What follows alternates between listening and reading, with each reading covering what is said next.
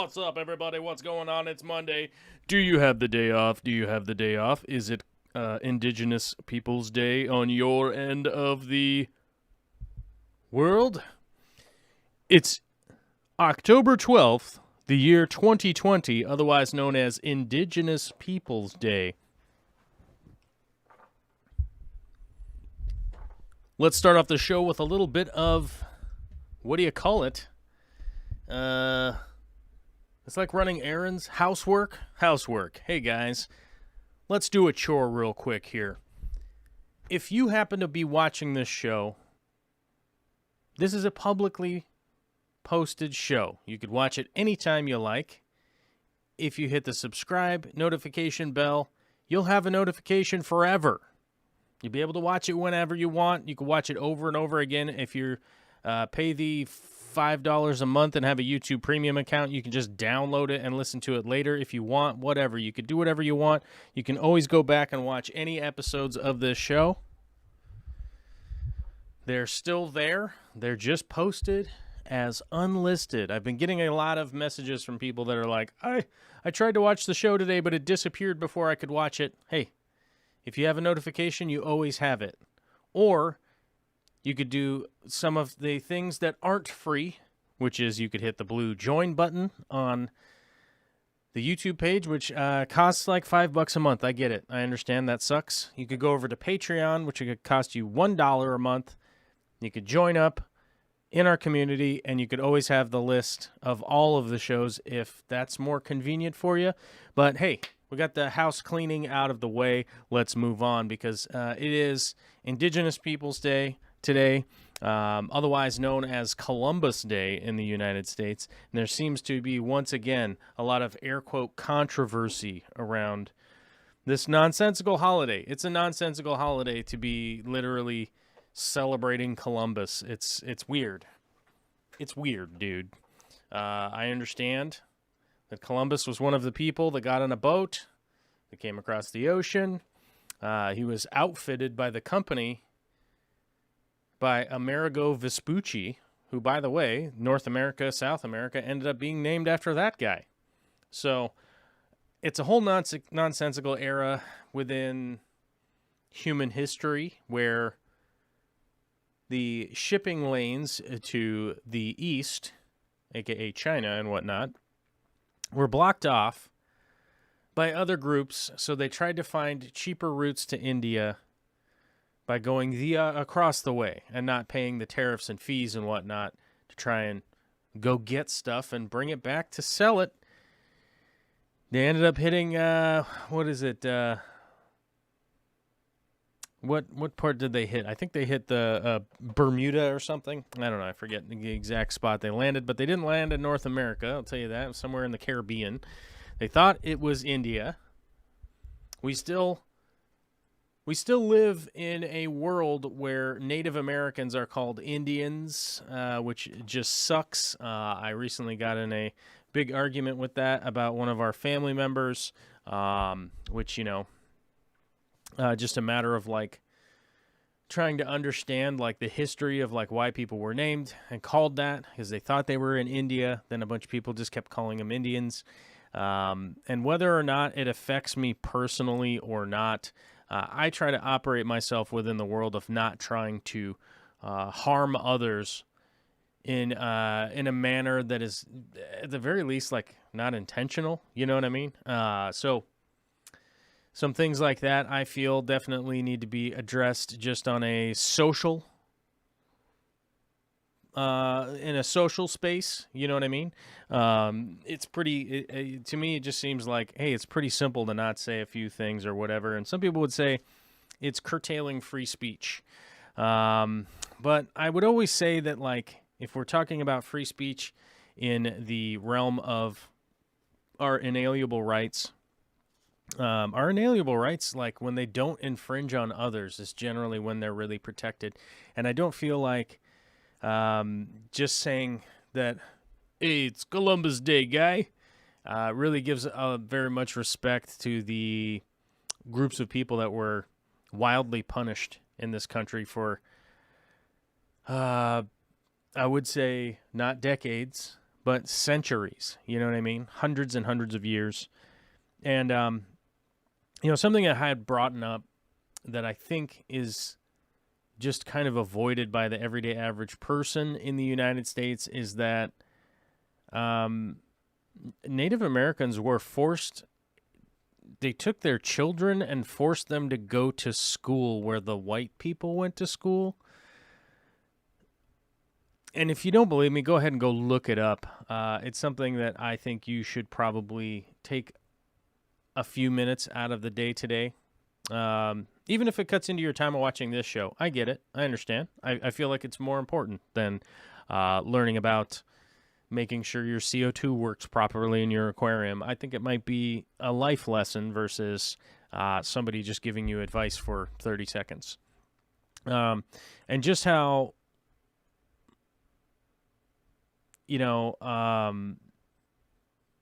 just how harmed a whole continent worth of culture was. And I think that that's important. I think that's important to at least recognize that and understand where that is coming from.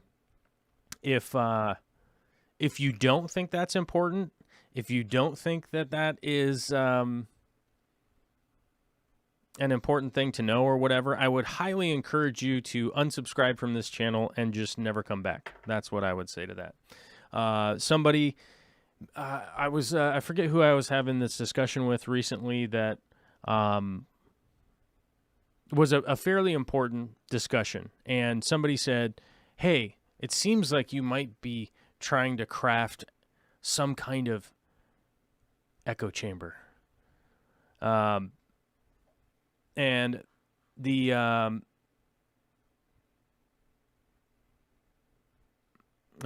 getting an echo sound. We'll see what happens. I don't know who that is. But I was having this conversation about how you may or may not be building some kind of echo chamber or whatnot. And the reality is, like, I am very selective about the people that I want to have be involved in my life and whatnot. And if it comes at the expense of, like, for instance, YouTube, of like not having 1 million subscribers, I would much rather live a happy, fulfilling, contented life with the 28,000 subscribers, whatever. What are we at? Hold on, let me look. 27,600 subscribers. I would much rather be at that. I would much rather be at that than be at this, like, oh, I'm independent. I'm independently a billionaire.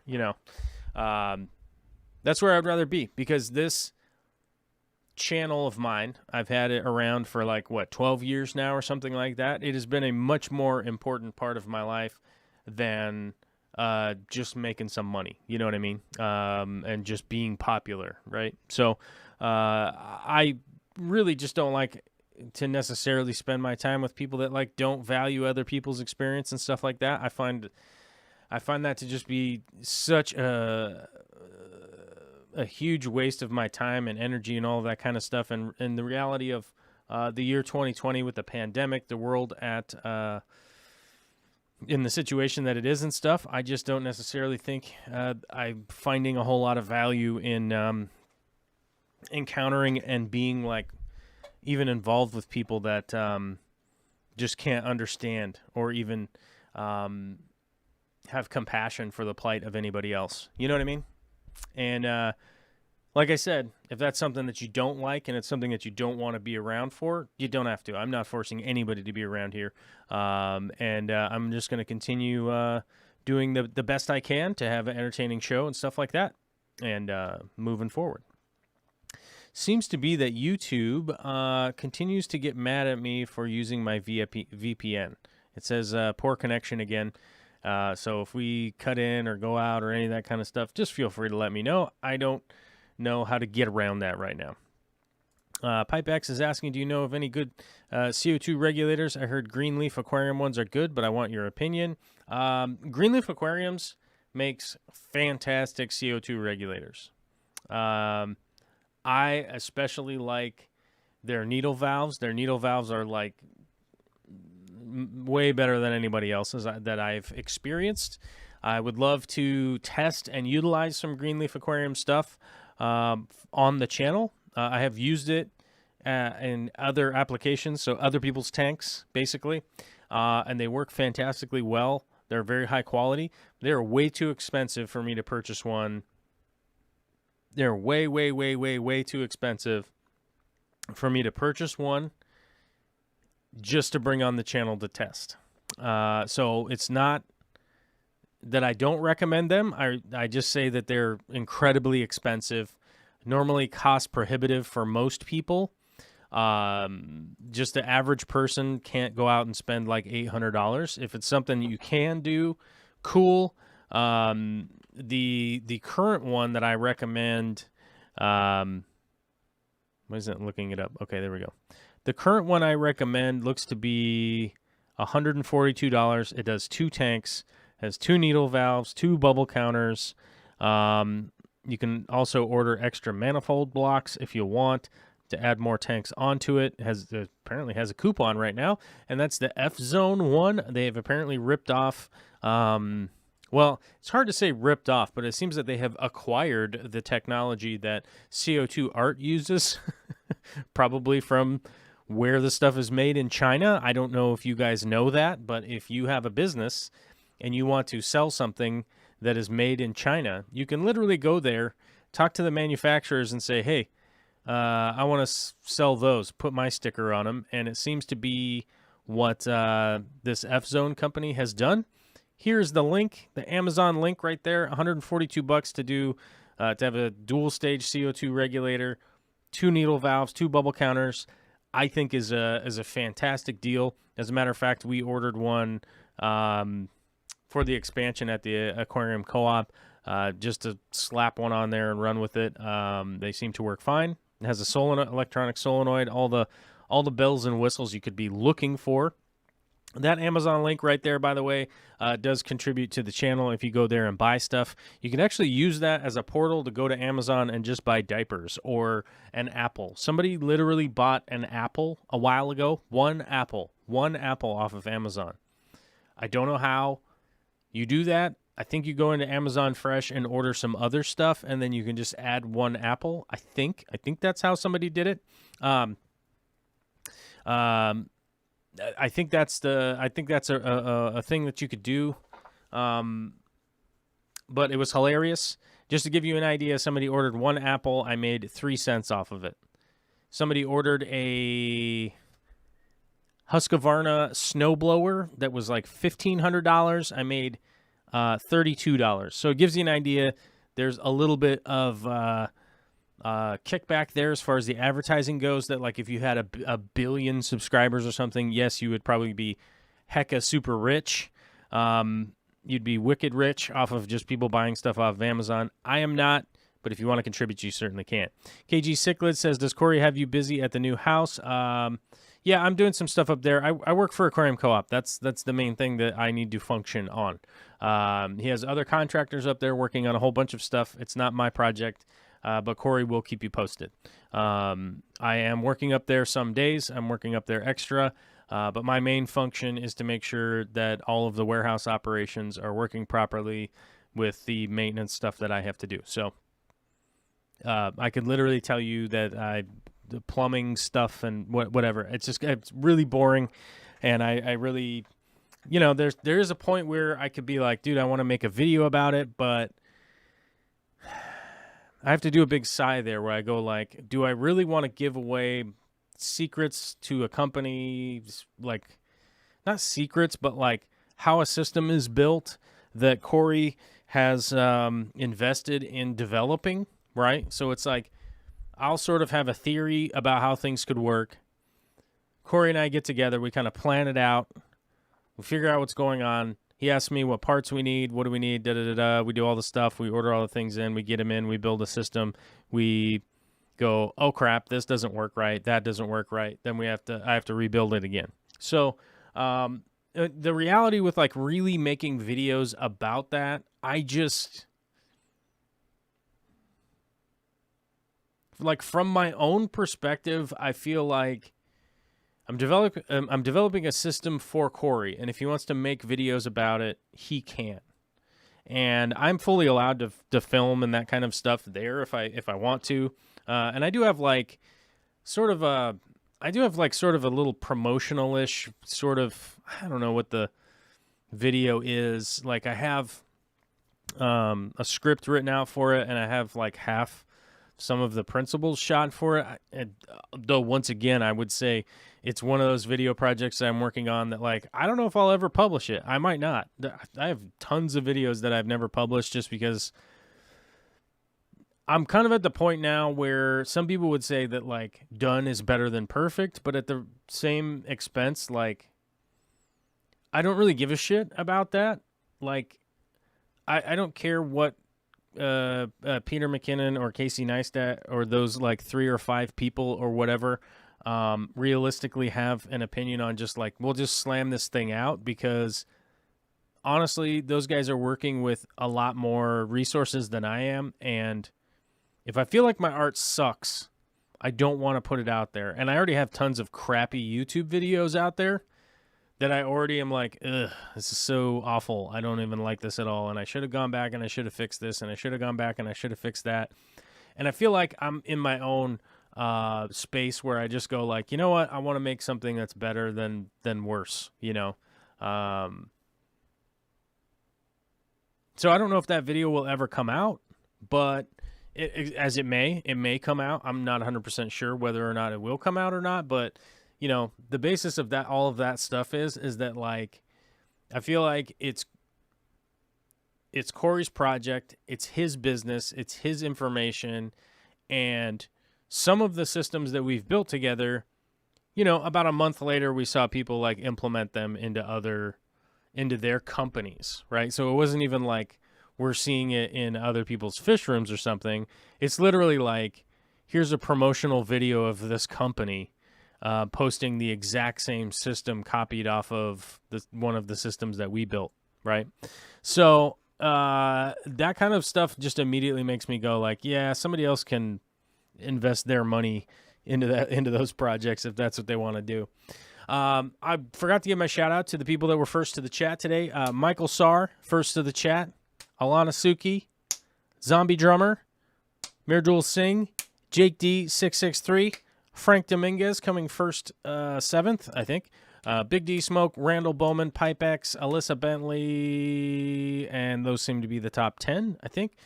Of course, the Fish Tank Barn, Rico Stan, Tony Franzen, KG Cichlids, not KG Tropicals. Punchy Paints says, not a member yet. Join the channel while you wait. Oh, good point. Yeah, we honestly need more members. I would love to be rocking and rolling on more projects and stuff like that. And I did express it. I think I talked about this like a week ago, that like I realistically thought 2020 was the year. Like everything was growing at a pace that totally made sense. That was completely like going the direction I thought it was going to go. And then a pandemic broke out and everything went like this, boosh, right into the dumpster. And we have like so many generous, awesome people that are still here. But a lot of them have had to go away because of the pandemic and whatnot. Speaking of some of them, let's check the Patreon. We're at 218 people, which, you know, we lost a lot of our big patrons and about 100 individual patrons too. So we're still in recovery mode here, dudes. I don't even know how long this pandemic's going to last. Will there ever be a vaccine? I don't know. I don't think anybody really knows. I think they're trying, but we'll see what happens. Yeah, so we're at 218, and then let's update the YouTube membership, which I got to admit, I have to realistically admit, it's pretty much what's keeping this whole thing afloat is Patreon and YouTube members. So 102. Looks like we're still at the same. All right. Don't need to make any changes. I guess that's a good thing. I don't know. Doesn't seem like a good thing. It seems like we should be pushing the buttons a lot. Sounds like a good idea. Mike Kinza says, wait, they show you what they bought? I didn't know that. Yeah, it doesn't tell me who. That's the big difference. So I think a lot of people's interpretation of Amazon giving me a report, it just says that it was ordered and how many were ordered and or if it was returned. That's basically it. So it's just like a big report that just says 3 of these were ordered, 1 of those, a billion of these, whatever. You know what I mean? So it just tells me that, and then it just tells you what the sale price was and the commission and that kind of stuff. Yeah. Yeah, so, it doesn't tell me who ordered stuff. It doesn't tell me anything about you guys, whoever ordered anything. So none of that I know. Yeah. It just says, like, if something was ordered and then what the commission was off of it and stuff like that. Just so you could basically plan, like, oh, hey, this apple is, like, super popular. Like, my God. People are just ordering apples off of my Amazon links like crazy. You could do a promotional thing about it. But most of the stuff that I promote is just stuff that I use. I don't think there's very many things on that I've ever put up on there that is like, I don't own it or have like tested it. But there's probably a few things on there, so don't get super mad at me if you'd be like, oh man, a year ago you put up this thing and you don't have one of those, and be like, I guess you're right. Donald's Fish Vibe says, that's capitalism, sir. Yes, that is capitalism, dude. You know what I mean? It really is the reality. Yeah. From the Parkway Pug and Pygmy Sunfish Emporium, it's super echo now. Does anybody else have an echo going on? I don't understand. I don't understand why it could be echoing for just Michael Sarr. Do you have 2 windows open? I did that once. Where I had 2 windows open on accident, like on my phone. I had like 2 windows or 2 YouTube the same thing open. I had that happen once. I don't know. It seems like nobody else has an echo though. So I am not sure what that's all about. I don't know, dude.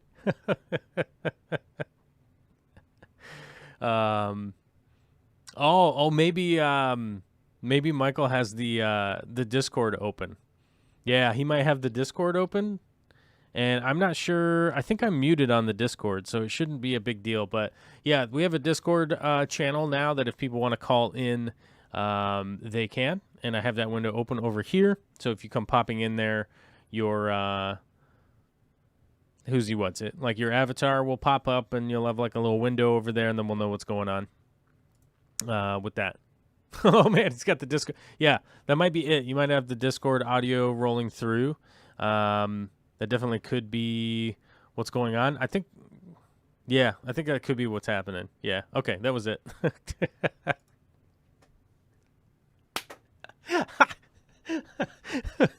That is so awesome. Yeah. Fishy Mindsets here says, I just got in some Seachem safe and this stuff stinks up the whole room. Yeah, it's a stanky. It's a stanky McStankerton. I agree. I wholeheartedly agree. Seachem safe smells bad. Prime also smells bad, but it's just because it's liquid form. I don't think you get that concentration. But Seachem Safe works so well, and it saves so much money in the long run, in my opinion. I just am like, who cares? I just use it, you know what I mean, and just go with it. That's where I'm at. And if people are wondering what Seachem Safe is, let me get you a link just in case. Seachem Safe. We should find the giant bucket. I'd promoted the giant bucket earlier this year, and people were like, oh my God, that would dechlorinate like lots of swimming pools. He'd be like, you're right. So I normally buy this with the 1 kilo version. Oh my God, the last time I bought it was a year and a half ago. And even with all the water changes I do and just how much I don't even measure it anymore, like I just have like a little tincture scoop I use. I have a little tincture scoop I use, and I still have maybe just a little under half of this jar. I mean, it's legit will last you a really long time. You can do a lot of water changes with it.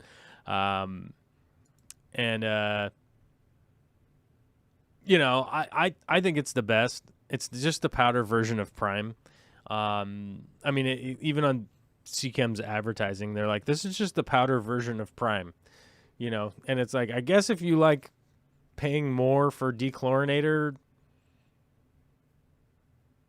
I guess that's a thing that you could do.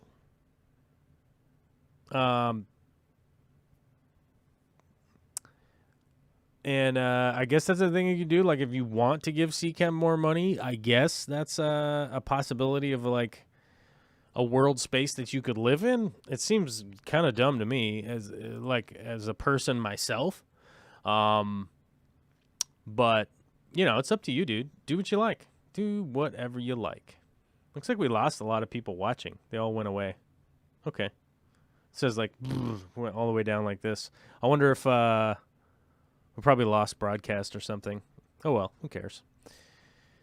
Nobody has notified me that the stream is down, so we shall just continue moving on. It has happened before where I've just been here talking to myself for like 2 minutes. Glenn Tookshire is wondering, does Safe have an expiration date? Not that I know of. I think it does have some kind of expiration date. I don't know what the heck it is off the top of my head, but yeah. Captain Weird says, small tip, don't get Prime on clothes. It will burn the color out like bleach. My small tip there would be don't put any chemicals on your clothes. I will say that from, I don't know if you guys know this, but I spent a good amount of time installing industrial and servicing industrial dishwashers. That was, I think it was it was a little over a year, something like that. So I did that for about a year, doing plumbing and installs and repairing those stupid machines and servicing them and stuff. Got a really good friendship out of the deal. I guess learned something. I don't know. But one of the things that I learned would be all of those every chemical is pretty much caustic in some application. And yes, it would burn the crap out of your clothes. And we actually had dechlorinator that would burn your clothes too. But we also had highly concentrated chlorine that would burn your clothes also, and all sorts of other chemicals that were extraordinarily dangerous. So the reminder there would be always be careful around all chemicals, even if it's just vinegar, don't get it in your eyes. Don't mix it with other chemicals. It's just the safest thing to give as a recommendation to people. Be careful around any chemical at all. I saw Simply Beta was here. What's up? So good to see you. Says no snorting it. Yeah, absolutely do not do that. You will get nothing but a bad result. You will get only bad results. I don't even know that I need to recommend people to not snort it, but friggin' don't, dude. It's a bad idea. It's just a gloriously terrible idea. Don't do that. Don't. I cannot say don't enough. It's just ugh. Texas Andy's here. Fishy mindset. It's really hard to do for such a small amount. Oh, where do we go here? How would you recommend dosing for like 10 gallons? So the easiest thing to do is just get like the little tiny set of measuring spoons. They have ones that are like, let me see if I can find one here. They have ones that are like 1/8 of a teaspoon. Tiny measuring spoons. I mean, if I say it out loud, you guys will know what I'm searching, and then you'll just search it on your own, and you'll never use my Amazon link, and then we'll never be able to buy crap for the channel. And by the way, I don't really care. It's like a feather in the cap if people buy stuff off of Amazon, because I just use it for stuff on the channel. Like I had to order a new part for a camera the other day, like the connector doodad thing. I don't know what the hell it's called, but Small Rig makes it, is the company. And I have no idea what the thingy is called. It has like some kind of weird name. Let me find the little measuring doodad. Oh, here we go. Here it is. I bought these like a million years ago, and I've lost almost all of them. But considering they're like $9 for a 24-pack, this will probably last you the rest of your life if you're more organized than I am. As far as fish room spoons go, those will work fine for you. They'll give you 1/32 of a teaspoon or 150 milligram measure, which is very small, but it'll get you down to that tiny measurement that you're going for there with dechloring a 10 gallon. You don't want to overdose it like crazy. When I say that I dump some in there, I was a chef for like 20 years, my dudes. So I kind of know how to just do a dash. It's not a big deal.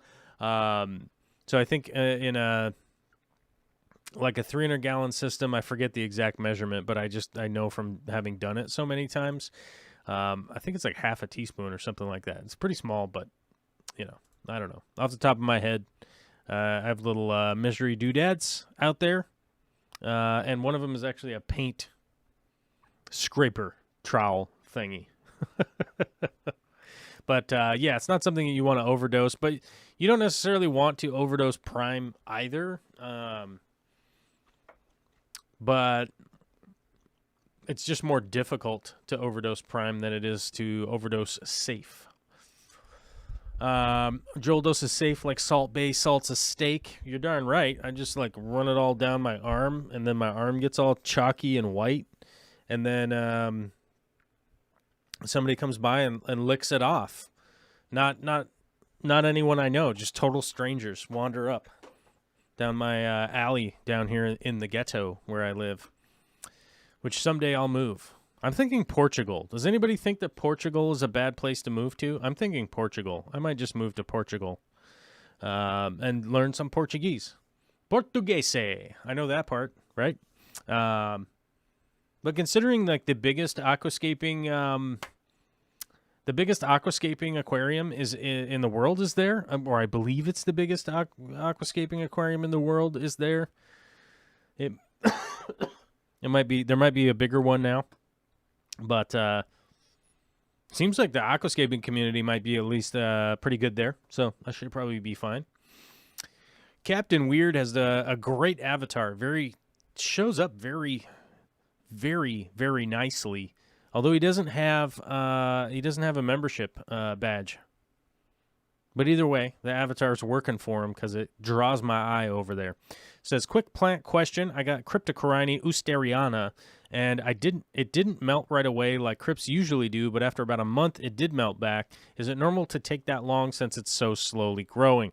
Ousteriana is kind of a weird crypt in the fact that like it will go through these weird transition phases. That's probably like the best way I can describe it. It will just like freak out sometimes, melt off, and then grow back. It's just one of the crypts that I think just the slightest conditional change one way or another will trigger a seasonal change in it, allowing it to melt back and regrow and melt back and regrow. I would just, as long as the root ball and everything is still there, I wouldn't be that stressed out about that Cryptocorini specifically because it's just going to grow back as long as the root ball is there. But what I would do is test the water when it melts back, then test the water, like a week later and a week after that, and really, just kind of track what that is that could be changing. And then most likely, I've experienced it with, the CO2 tank running out, slight changes in temperature, but I haven't really seen it with like water changes. So I'm thinking it's just temperature or CO2 saturation seems to be the sort of that plant freaks out a little bit, Drew Overlay. Hey, Joel, do you know of any good sources to ID plants? I'm trying to determine some plants I got a while back. Thanks. There isn't really a good source, honestly. I mean, there are some good places to go look. Like the Bar Report's pretty good. the Planted Tank, so like TPT, what is it, theplanettank.com or thebarreport.com, those would be good places to start. At the very least, you could post a picture of what it is that you have. I mean, if you're a member on my channel, you would get access to the Discord. Then you could post pictures up on the Discord here. So that's a spot I guess you could go to. But the reality is, like, you're really going to spend a good amount of time IDing plants if you don't have any kind of jump-off point to go from. So you could have a cryptocoryne and then be having to search through cryptocorynes that kind of look the same, then IDing back from there of going like, oh, I've got a name now. At least it's going to put me on track to go, oh, I'm looking for this name to go through. But realistically, the big problem that you're going to run into is that almost all plant identification is immersed grown, which means up into the air. It's going to be grown up into the air. And once it flowers, leaf formation, stem, all that kind of stuff comes into the plant identification, but that's almost always done emergent. So it would be up above the water line when you actually get to the IDing of plants and stuff like that. It's really rare, if not, I'm not going to say that, like, I'm not going to say there are no plant IDs for underwater, but I've never really seen any kind of any kind of like legitimate source that would be IDing plants underwater, because the flower is pretty much one of the biggest parts to identifying a plant. You know what I mean? Because it's a very specific interaction. So yeah, I mean, that's where I would be at, is you can definitely look into that kind of stuff. Yeah. Zombie Drummer says too much Bermuda grass in Portugal, although Daniel Velez says Portugal is beautiful. Alana Suki says, I was wondering what rabbit hole we're going down. I don't know. What rabbit hole are we going down? You never really know. Melissa Bentley says, I still use the API dechlorinator. I just regular concentrated type. Not bad. Let's see. Let's scroll up here a little bit. Janice Lundberg says, hello, Joel. That's me. What's up, Janice? Hello. It's always good to see you on Indigenous Peoples Day, right? Must have left due to the echo. Mike Kinseth was asking, do you have snails do some cleanup work in your tanks? Yeah, ramshorn snails mainly, and Malaysian trumpet snails. Those would be the two main snail homies that I have. Back in the day, I used to have nerites, rabbit snails. I've had a whole bunch of different snails over the years, but the two I like the best are ramshorn snails, and Malaysian trumpet snails really just help out a lot with just kind of stirring up the substrate, doing stuff down there that otherwise really wouldn't be happening, because most of the fish I have don't really do any of that, so yeah. Let's see. Mirador saying, has a class starting in a few minutes. We'll watch the replay if I don't come back before the stream ends. Take care, everybody. Well, good to see you. Thanks for coming out. And I believe, where did Glenn go? I think Glenn left. I already have to start my ham and scalloped potatoes. Everybody stay safe. That's legit what Glenn's up to. He's like, I'm here for the show, but I can't stay because I got to go make scalloped potatoes and ham. I love it, dude. That's rad. That's good stuff. The Spanish still haven't replanted all the trees that they cut down from the Spanish Inquisition. I can't verify that one way or another. Let's see. Mickey M says, do you keep Oosteriana in low pH or with added CO2? Captain Weird, my experience is that Oosteriana rarely dies or melts. I keep mine in lower pH, but it does much better in if you add some hardness to the water. So if you add like some crushed coral or something like that to your water column, it will definitely help out with Oosteriana. Otherwise, it'll just sit there and be like, I don't know. But yeah, add some crushed coral or aragonite or something like that to your filter. If you have a canister filter, if you're like me, you just put it in a bag in the sump. Easy peasy. Bentley Pasco says, thanks, gang. It was kind of luck I caught that screenshot of 8K on the dot. Oh, 8,000 subscribers. Congratulations, Bentley, on 8K. I feel like 8K is awesome. It's in between the 5 and 10 though. I feel like I get excited about the even numbers. Although 8,000 is an even number, but I don't know. Either way, it's an accomplishment and it's cool. Donald's Fish Vibes. Joel, what fish do you currently have in stock? Let's see. I've got guppies. I've got what else do I have? Rummy nose tetras, bristle nose, placos, random shrimp scattered about. I got my puffer. I've got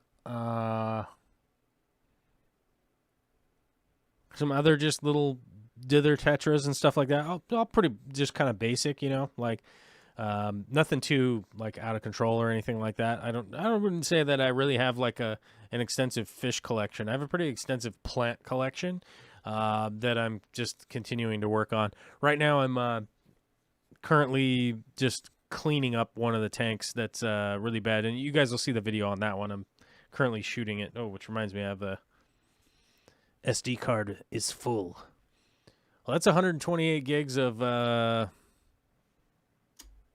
going to leave that in my pocket. I'm not going to take that out of my pocket because my other SD cards are sitting right here nicely organized, and this one's going to mess it up. So I'm going to keep it in my pocket. Donald's Fish Vibe says you should do an update. Yeah, I mean, I could do an update at some point in time, I guess. Update videos aren't really like I don't even watch other people's update videos. Like, I just think they're the dumbest. I don't know. Dumbest is really mean to say. I just don't get a lot of value out of them. It's not content that I get a lot of value out of. And I'm really, really, really like forcing myself to get out of the habit of making content that I wouldn't get value out of if it wasn't like me making it, I guess. Steve Bertich is wondering, are my rummy nose reproducing? No, you know what? I would have. I was kind of working on convincing them to reproduce, and then I was like, then I'm just gonna have more of these rummy nose. So I'm just letting them be fat and happy, and I'm really not worried about triggering them to breed or anything like that. It's not my goal either. So I mean, if they do breed, cool. If not, eh. And I was hatching some killifish, but I'm pretty sure the eggs I got were bunk. They were no good. So, yeah. Bentley Pasco, congrats. Been there since about 2,500. Keep that grind up. Like, oh, yeah. Yeah, why not? Why not keep that grind up? Why not?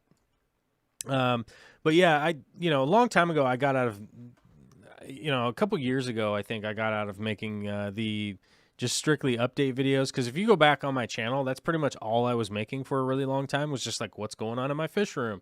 Let me walk around and talk about stuff, which I think was good enough to like engage with some people for many years, although most of them like dropped off. And I think the reality is, like, I have seen, not necessarily from other fish channels, but I've definitely seen a lot of other fish channels do this same thing of like, here's the new thing I got. Here's the new thing I got.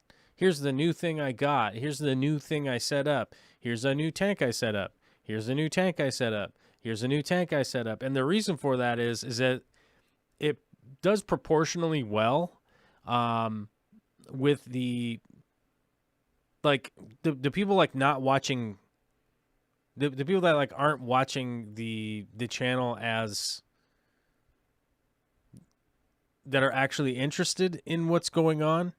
So I don't know, man. I'm really just trying my best this year to make an appraisal of like making stuff that I would be like, wow, I could take away something from that. And I realized personally a long time ago that like people just setting up a new project and setting up a new project and setting up a new project didn't really bring anything to my experience as a human. Does that make sense? It really wasn't like enriching my life or anything like that. It was just like, oh, look at these guys. They're setting up another tank. Great. Oh, and yep. And then I guess maybe we'll see it later at some point in time. Yeah. So I don't know. Just the new tank thing. I mean, I have some new tanks that I could definitely do those videos, but I'm just trying to think of a better thing to do than just strictly being like, here's a new aquarium I made. I don't know. I could 100% be wrong. I could 100% be wrong in my own evaluation of my own stuff, but it's just where I'm at, dude. It's where I'm at. And I don't mean to like, if it's something that other people like, don't mean to be cutting on it or anything like that, but it's just like, it's where I'm at. It's where I'm existing. It's where my thing is right now, my thing brain, my brain thing, you know? It's just, I don't know. Could be pandemic. I don't know. Could be anything. Alyssa says, and endlers. That's right. We got a bunch of endlers. They're breeding. The other ones did not do well. These ones have been doing quite well. I brought the hardness of the water up like big time. Like I added a lot more crushed coral, aragonite, stuff like that. And it seems like the hardness is finally at a level that they're happy with. I thought it was fine before, but my guesstimation was not high enough. Needed to bring it up even more, which is affecting some of the plants in there. But who cares? Let's let the endlers have a good time, and the stupid finicky plants can just go in another tank, which is basically what's going on. Bentley says, take this how you want, but my favorite videos of yours are seeing what you, and more importantly, why you build certain things for your fish room. I appreciate your craft, but you know that. You know, I think the reality is, like, my plan was this year to be building a bunch of new stuff. And all that stuff just got like thrown right away. I do have like some aquarium components that I've been building and working on that at some point in time when I really feel like I can convey like, here's why I'm using this product here. I tried these other ones. They didn't work. Here's why they didn't work.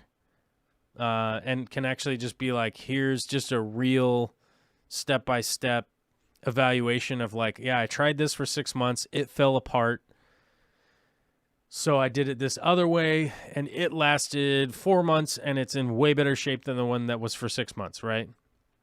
I did those outdoor tanks that the videos I made for those just did unbelievably bad. They really just kind of like ruined the channel for like a couple of months. I think one of those videos is still at like 600 views, which is insanely bad. So the reality is like, I guess I shouldn't make those videos anymore.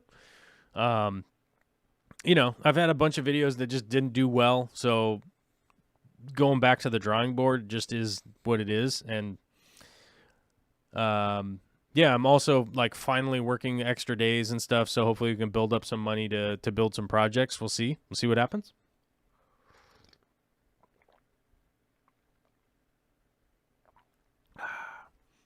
But at some point in time, Vicky and I are going to sell this property, and when we move to wherever we're going to move to, at some point in time, we will sell this property. We'll move somewhere else, and I give my personal guarantee that I will just have a building that will be a fish room that I will just continue to build and rebuild over time with all of the information that I have now compared to what I did 10 years ago, you know? So, hey, Texas, thanks. I have fish and will post. It's my hobby, and it's very relaxing for me. Oh, I don't know. What's he saying? Donald's Fish Vibes, I'll check you, bud. I didn't know you had a channel. Every sub counts. Yeah, that's right. Why not? Well, every sub counts up to 1,000, and then after that, It's pretty much just you have a channel.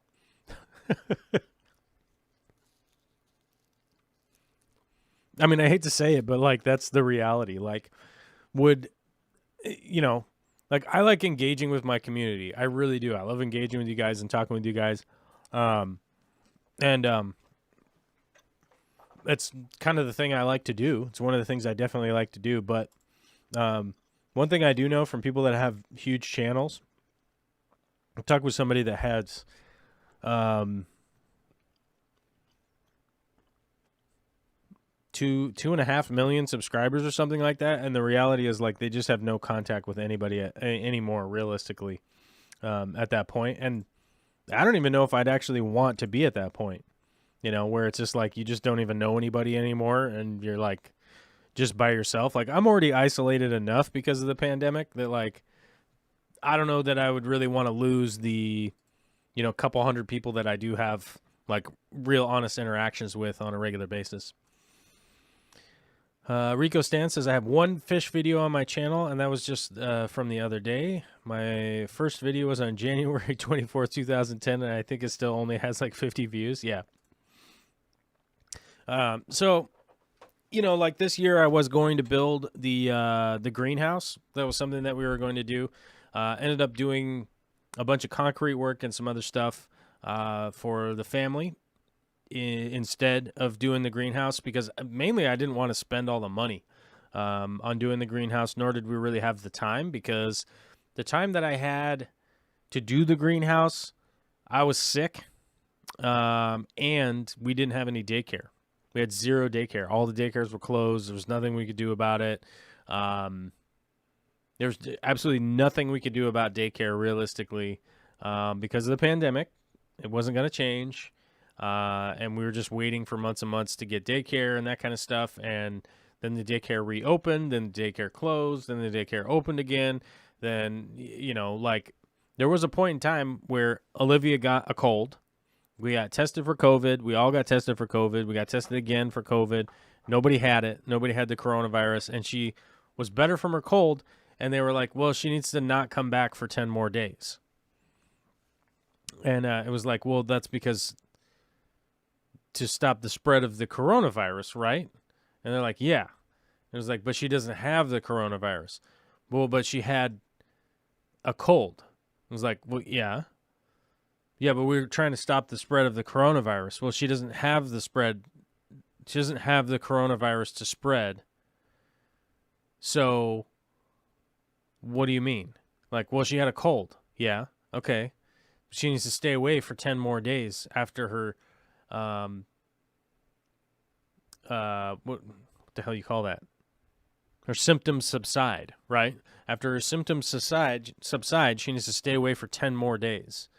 So it was literally like Olivia got a cold, and that meant that she wasn't able to go to daycare for like 16 days or something crazy, right?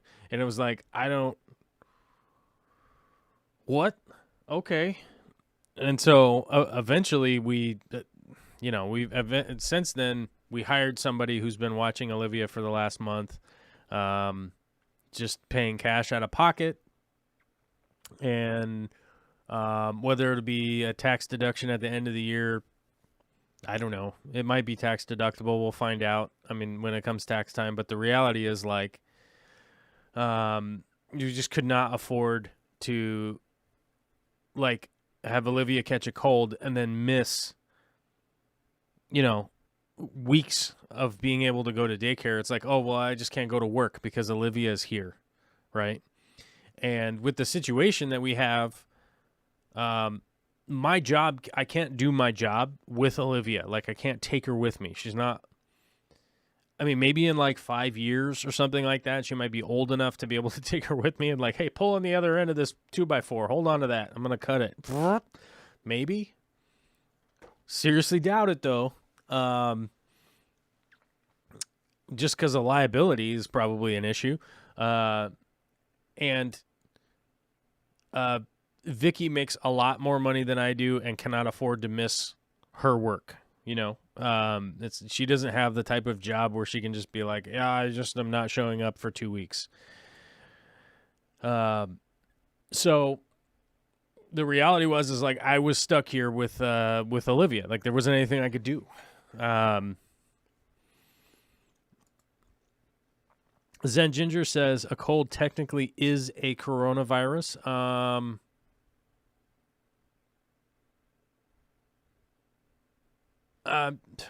not going to argue whether it is or isn't. I mean, okay, I guess.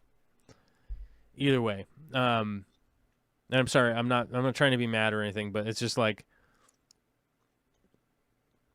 SARS-CoV-2, okay?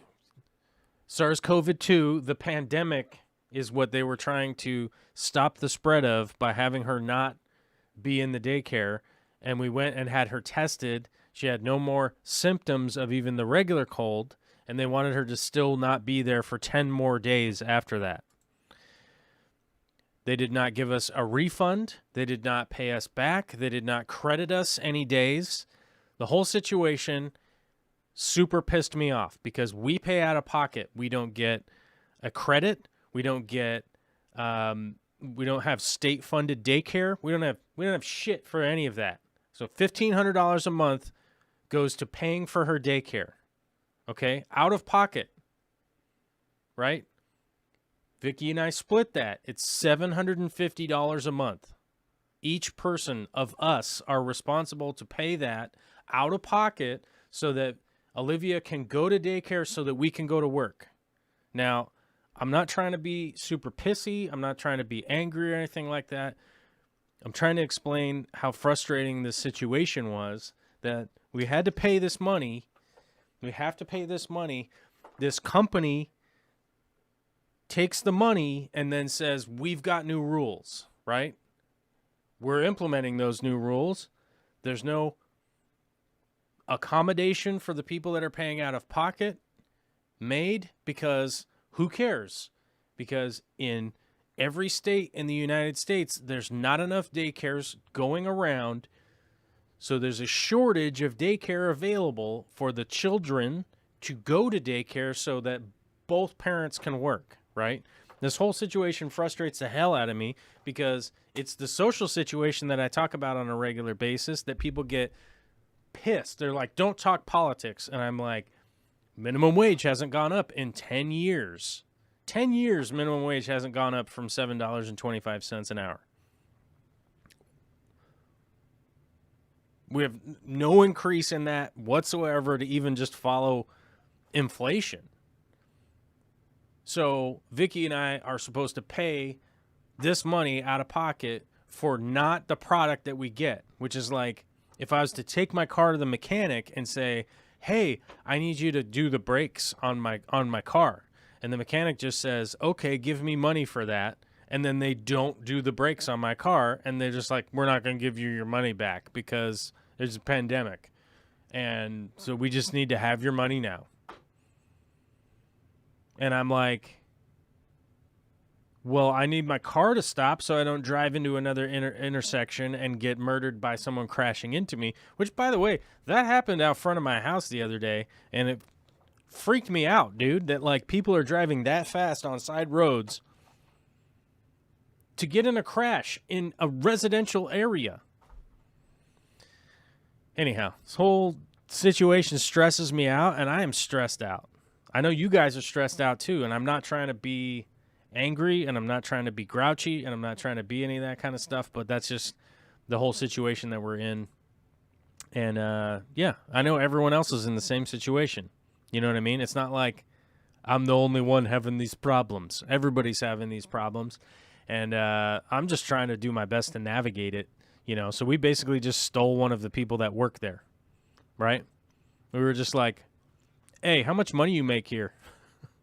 Like, she's awesome. We're like, hey, you're awesome. How much money do you make here? And, yeah, turns out we were paying the daycare as much as the daycare was paying her.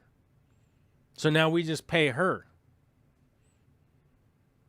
So corporation can eat it. Actually, corporation can suck it. That's kind of my whole point. You know what I mean? So, that's the weird thing. is that, like, if that company wanted to protect their workers, they would pay them more, and they wouldn't, get paid by someone like me who goes, like, how much do you get paid to be here with all these kids versus watching my amazingly lovely daughter all day, right? And it's like, oh, oh, you, the teacher, you get paid as much as we pay. Oh, okay. Well, how about you just don't work here anymore? Is that cool? We'll just give you the money. So, I bet if it was to be like some kind of news story, it would be like, villainous customers of corporation steal employee from from vital important business, and I'd be like, oh, cool, man. Evening news at 6. Corporation can suck it. That would be my statement. You know what I mean? And it's a weird situation. Here we are in the year 2020. You know, Vicky and I had intended on selling this house this year. Like, we were going to sell it this year. That was kind of the plan. Over the summertime this year, we were going to sell this house, cash out all the equity out of it, and buy a different place to live. And it's probably going to have to wait till next year and maybe even the year after that, because the pandemic hit, man, and there's nothing that I can do about it from my end except just to kind of navigate it as best I can. And yeah, and that's like where I'm at right now. And this whole thing is frustrating. I slept for 5 hours last night. I woke up this morning and my jaw hurt so bad. I bet I was asleep with like my teeth, with like my jaw was like clenched, like, you know, because I'm like stressed out. You know what I mean? And yeah.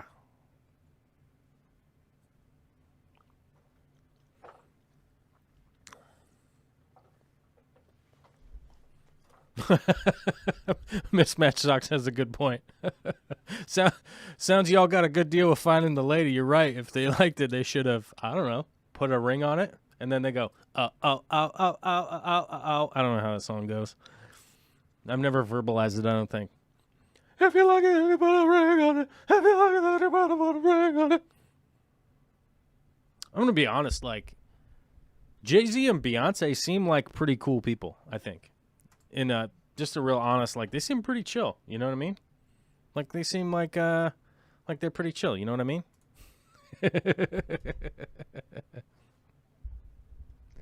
It's good that Mike knows what I mean. I've probably been saying that too much. I kind of say that when I get super cranky and I try to calm myself down. I think that's what it is. I think it's one of those weird things where you're like, does anybody know what I mean?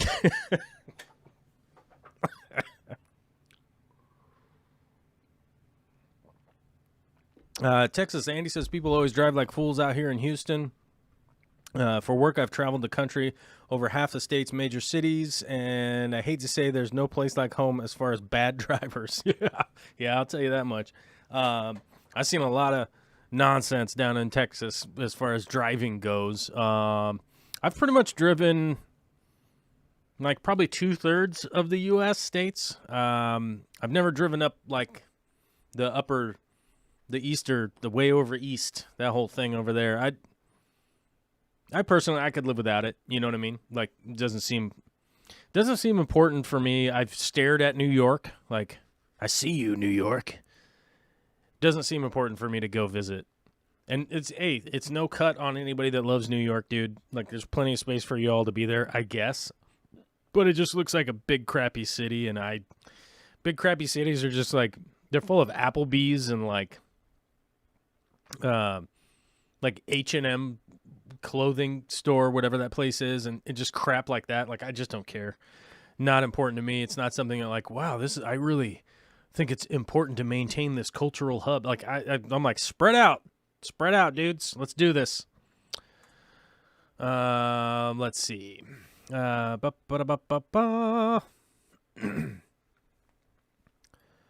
I'd do it too. If I could get health insurance, I would much rather watch 1 to 3 kids versus 10 plus. Yeah, that's the thing. She happens to have a husband who she has her health care through anyhow. So, yeah, just a good deal altogether. It works fine. I was at a stop sign, and across from me, a guy at a stop sign also turning. I'm going straight, so I have to right away. But then when it's time to go, then he goes and screams at me, right away, right away. Yeah, dude. I think that we all get like super comfortable driving, and that's what causes most of the problem. We all like super simplify driving in our heads that it's not a complex interaction, but it realistically is a pretty complex. It's a pretty complex thing. We just get used to it. We just get used to doing it, and then we get complacent and we don't pay that much attention. And I think that's where. I think that's where most of it lies. I don't think it's like intentionally bad driving, although intentional bad driving does happen also. You could see all the, people that happen to stop and do a burnout of donuts. Yeah, that's intentional bad driving, Big D Smoke says, I really like New York City. I didn't go to any Applebee's or stuff like that. I don't know if I'd want to live there, but definitely want to go back again. Yeah, to me, like, I mean, I get it. I get why people like cities. It's nice to be close to a whole bunch of stuff that's going on, which is great. And it's great to be around a lot of people, like I like being around people for sure. But, long term, dude, no way. No way. You could buy like 400 Travis Scott meals with that money. What's a Travis Scott meal? Let's see what that is. I'm going to look that up. And if I'm looking up something, that's problematic, let's see.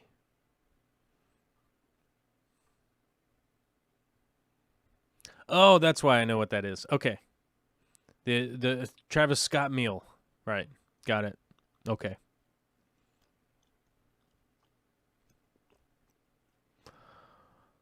Yep. Yeah. I don't eat at McDonald's, dude. That's gross. Don't do that. Don't do that, or try to not do that. I don't know. But I did post a meme the other day about, Whole Foods vegetables versus TV dinners prices and stuff like that. And that is a reality that I think we all need to dramatically confront as Americans, and the rest of the world too. Y'all included also, because you're being drug into the bad food world by corporate domination, I guess is probably the best way to put it. I mean, Wesley, I'm just going to say Wesley because I can't remember the rest of his avatar, but we were talking about that. Whereas like the bleached chicken isn't allowed into the EU, stuff like that. And people talk to me about small government. I hear that a lot. People constantly talk to me about small government, and I get where you're coming from. I get where you're coming from when people say small government. Because your initial impression is small government, low taxes, more money for me, right? Well, historically speaking, that's not how that works, right? The one mechanism that we have as an individual to turn to as a protection against multinational, multi-billion-dollar corporations is the protection from our governing representatives. Whether or not they are doing that is a whole different debate. Yes. But one of the few mechanisms that we have to battle against corporations just selling us sugar and salt to eat, and that's it, is the regulations that protect the individual person that is just too busy to do things like test your food and find out if there's arsenic in it. You know what I'm saying?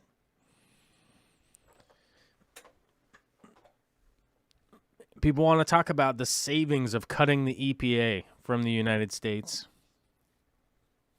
I think the EPA is like $8.6 billion.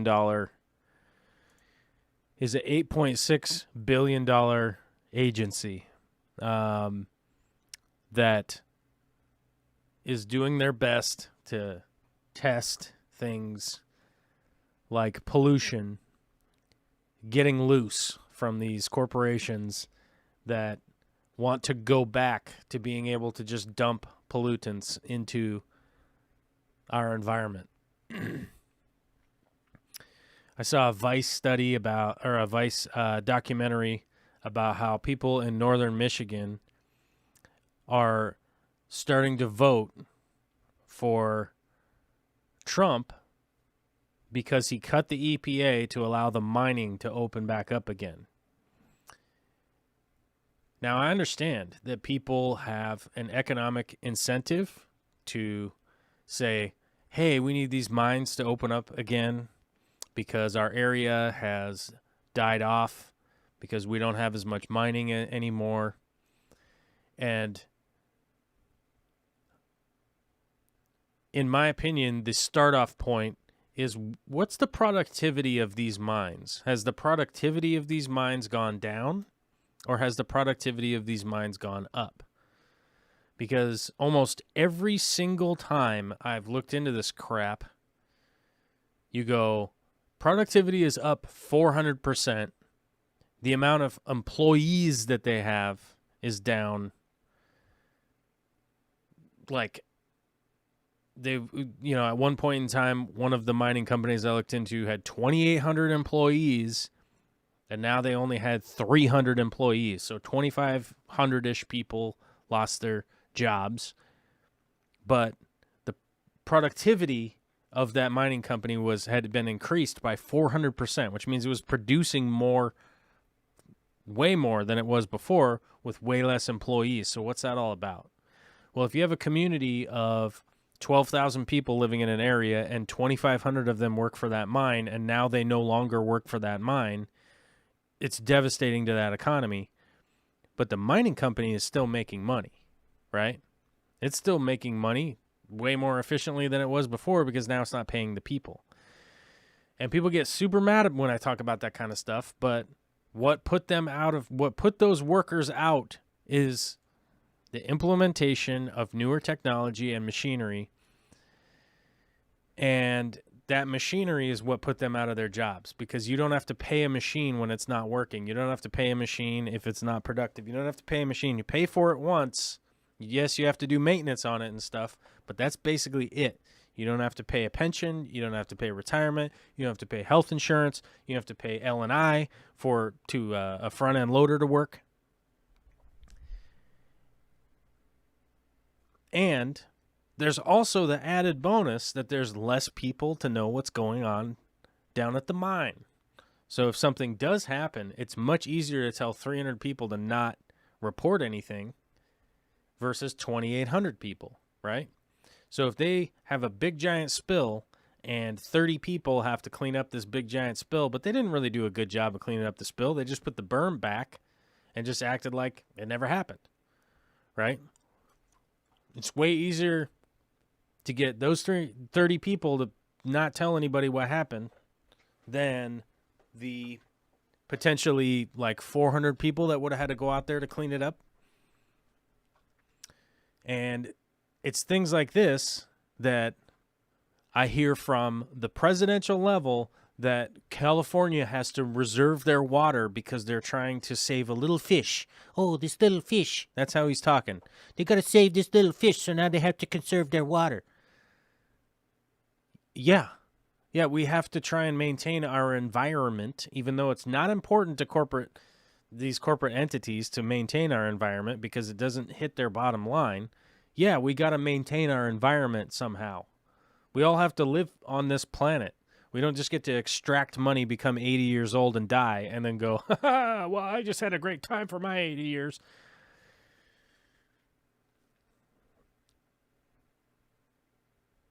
It's unfortunate. It's unfortunate that we've gotten to this point where the selling point is you're going to save 0.25% of your taxes, and now there's arsenic in your drinking water. You know, Mike Kinza says automation is already here. That's right. Automation is already here. Automation is 100% already here. It's not going anywhere. You know, the technology isn't going anywhere, and people sure as hell aren't going to hire 50 dudes to dig a hole when you can get one operator to come out with a backhoe. You know? They're not going to do, no one's going to do that.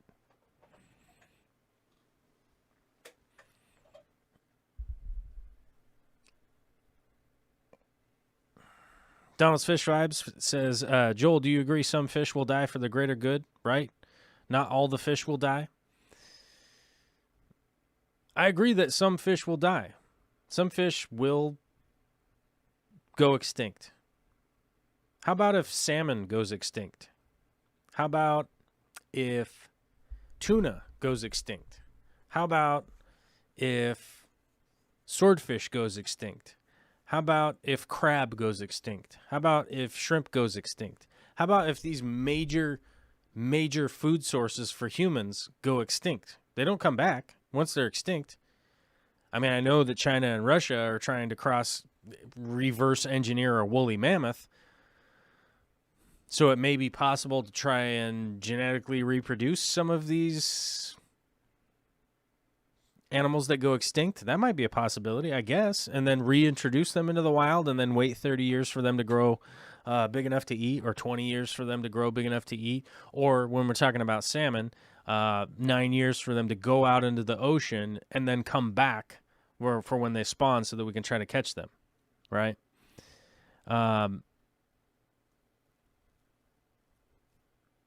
You know, and then what happens when we get to a point where enough species go extinct that the whole thing collapses and then we don't have food for humans anymore, right? You know, all these things have to be taken into account on how things could be safely done. And if we're talking about mining companies, they have a monumental track record of not doing things safely, because most of what is done, period, is not safe. You know, digging giant holes in the ground, extracting minerals, and then just leaving a giant hole in the ground doesn't work that well, you know. Rob Reading says fishing quotas. I mean, fishing quotas have done quite a bit. And if people don't want to believe that, okay. But if you want to talk to a lot of the Alaska fishermen, like the crab fishermen, which I was involved with the crab fishermen when I was much younger as a married-in situation. But, you know, the crab fishing up there used to be a derby, okay? So they literally used to, they'd blow an air horn into the radio, right? The clicker, they would just, a joke, they'd blow the air horn and then say the fishing season has started for king crab. The crab fishermen would fish nonstop until they reached a certain point. Everybody would make crazy amounts of money or no money, and a lot of people would die. It used to be the most dangerous job, I think, in the United States. Now, I don't know what it is now. But a lot fewer people die, and the crab fishery may or may not be like winning the lottery, but it's way more sustainable now. And maybe they're not extracting as much money as rapidly or as crazy as they used to, but it's sustainable business that people can continue to operate on and work and do the work and also maintain enough food to continue having food the next year and the next year and the next year. And, you know, I'm no expert, okay? I'm no expert in the crab fishery. You can feel free to go look up the resources on the crab fisheries and see what it is that those guys and gals say about it. And, you know, analyze it with your own eyes and read about it with your own readers and that kind of stuff. But it's a good example. I grew up here in the Pacific Northwest where the salmon fishery, oysters, crab, all the seafood fisheries out here are wildly important, not only to the economy, but to the ability for, to feed people, like whether you like seafood or not, it's an important food source for humans, and if we're not going to protect any of that kind of stuff, might as well just go jump off the bridge now, Rookies Aquatics, what was he asking? He says, yep. What do you say? Will they eat live brine? Driftwood and algae. What are we talking about? Rookies Aquatics. I'm going to scroll back up. Let's see what Rookies Aquatics was talking about. I'm going to have to scroll up, though. Hey, man, we drive just fine. Oh, that's the last comment that I seen.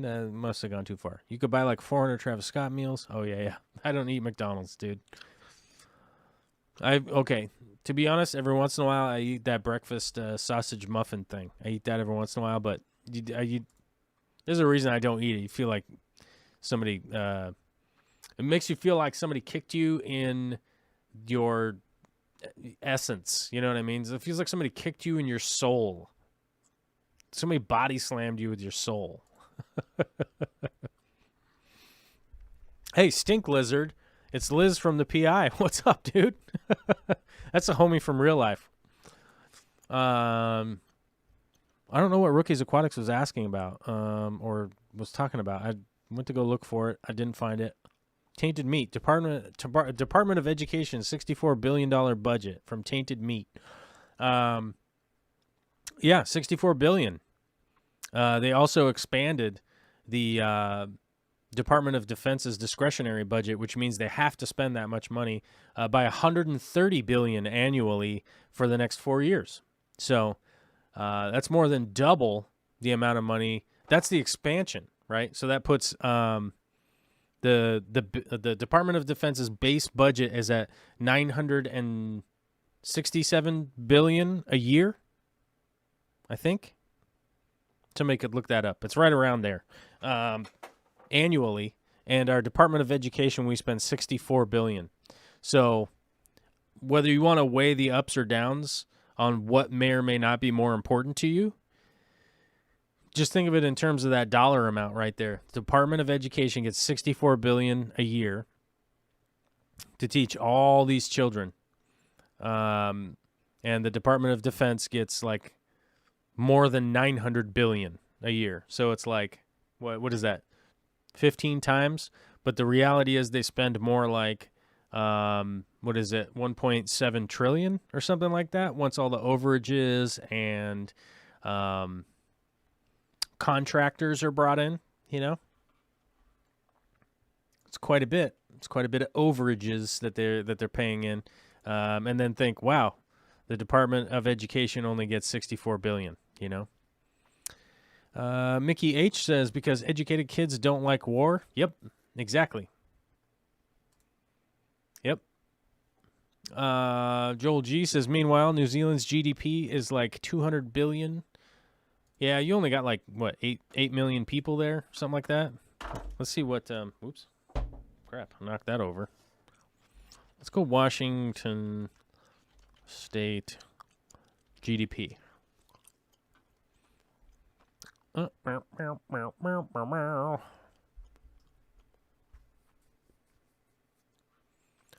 Washington State GDP forecast is 607,000 million. What the? What kind of stupid number is that? Like, just put it in billions or something, dude. Like, what? Let's see. Total GDP for Washington was... What is that? They put a decimal in there. What the... Okay, Business Insider seems to be... No, that was Trading Economics United States. I don't know. Let's try this one. Maybe this one's a little better. Um, 613,000 millions. Why not just convert it to billions? So how many zeros do we need to add to get it to billions? So 612,000 billions. What kind of stupid dingus puts this together? Millions of dollars, not seasonally adjusted. So if it's millions, do we add three zeros, right?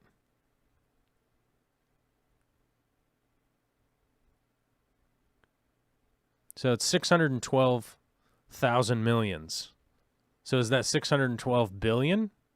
I think.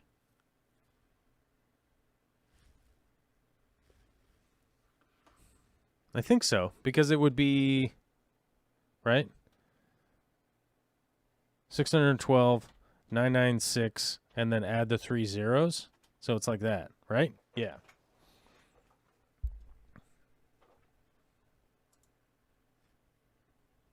No, because that's 612 million. Huh. No. See, that's not right. We got to edit that. That's not right. Yeah, 612 billion. I'm going to remove that. So 612 billion is just Washington State compared to New Zealand. Why is this just like the stupidest thing to be able to... Oh, here we go. I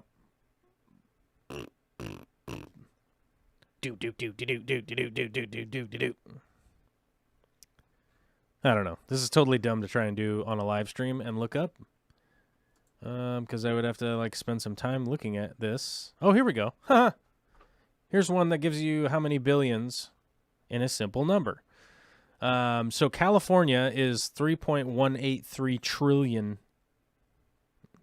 in economic numbers, right? Yeah. So California is 3.183 trillion. Washington State is 6.10 billion. Idaho is 82 billion. Wyoming is 39 billion. Montana is 52 billion. Colorado is 192. Nevada is 180. So let's see if we went... Yeah, if you added Nevada, Colorado, Idaho, Montana, Wyoming all together, Washington is more than that combined. Let's add North Dakota and South Dakota too, because that's 100, 150, 230, 270, 460, 540, yeah. So if we added Idaho, Nevada, Colorado, Wyoming, Montana, North Dakota, South Dakota, all together, Washington State's GDP is more by itself compared to all of those states combined, right? Yeah. Texas is at 1.9 trillion. Florida's at 1.1 trillion. New York is at 1.7 trillion. So those are the big ones. California, Texas, Florida, and New York. But it looks like, so if you add Texas and Florida together, you get still less than California all by itself. So yeah, I mean, if you took California, Washington, and New York and added them together, I don't know. That's a pretty big economy right there. It's a lot of money. But who knows? What are you going to do? Maine makes more money, has more GDP than Wyoming. Has more GDP than Montana. Why does Maine have so much money coming in? Is it because of fisheries? I don't know. Maine is the northeasternmost state in the northeastern United States. Maine is the 12th smallest by area and 9th least by populace, and the 13th least densely populated of the 50 New England, bordered by New Hampshire to the west and Atlantic Ocean to the southeast. Yeah. So I don't know why they're making so much. Why are they making so much out there in Maine, dude? What's going on, Maine? My bros. South Carolina, let's see. North Carolina is pretty close to Washington as far as like GDP goes. Virginia is a little lower, but that's kind of close. Georgia looks to be about the same. Yeah, Georgia's about the same as Washington State. What other state is like comparable? Oh, here's one that's really comparable. Massachusetts. Yeah, Massachusetts about the same, and New Jersey. New Jersey about the same as Washington State. So, yeah. I don't know. Weird. Okay, it's that lobster and chowder. It's that chowder. Washington is the 10th most. It's the 10. We're like 10 all the time. Whatever it is, we're like 10. We're like almost always right around the 10 or 8. Whatever the list is. So who knows? I don't know. What do I know? I'm just some idiot on the internet. But either way, did we get lots of dislikes today? I hope we really got lots of dislikes. Did we get any likes? Oh my God, we got 51 likes. What are we supposed to do with 51 likes, you guys? Can we turn them in? Can we turn them in at the bank? No, we can't turn those in at the bank, but we can turn in super chats at the bank and memberships at the bank. But we didn't. We only got. I think I missed a super chat altogether. Oh crap! I think I did. Rookies Aquatics was said, just got a 55-gallon. Any recommendations on a bare bottom? Oh, my God. That's what it was. That's what Rookie Aquatics was asking about, and I missed it. Oh, man. That's my bad, dude. That's my bad. But luckily, we have about another half an hour, so let's settle in and talk about 55-gallon aquariums. 55-gallon aquarium is pretty much the standard tank that you see as air quote big tank. Right? I prefer 75 myself. If I was going to go get a glass tank in that range, I like the 40-gallon breeder. I like the 75-gallon. I like those better. Personal preference. I don't like how skinny the 55-gallon is. It drives me nuts. But a 55-gallon tank, you are not that limited, realistically. Anything that's going to grow to 8 inches or bigger, just throw those ideas away. Don't consider that. It's not something that is impossible to pull off. Like, you could technically have like a 12-inch fish in there. Can't really have that much else. And it's mainly just because of the production of waste from a bigger fish like that. The water quality is just going to be bonkers bad on a regular basis. I just wouldn't bother with anything like that. But there are a lot of fish that you could definitely breed in there, from rainbow fish to lots of plecos. I mean, there are a lot of plecos that you could breed in that size tank. I mean, obviously, you don't do common plecos. That's a waste of time and money. You don't bother to do that. I think I would probably go for rainbow fish or a killifish. That's probably what I would go for. One of those two I would go for. Let me think. What would I breed in it? What else? I mean, you could definitely breed angels in it as long as you're moving them in and out. That's definitely something that you could do. You're not really limited to breeding just about anything, aquarium wise. You know what I mean? Aquarium wise, I wouldn't.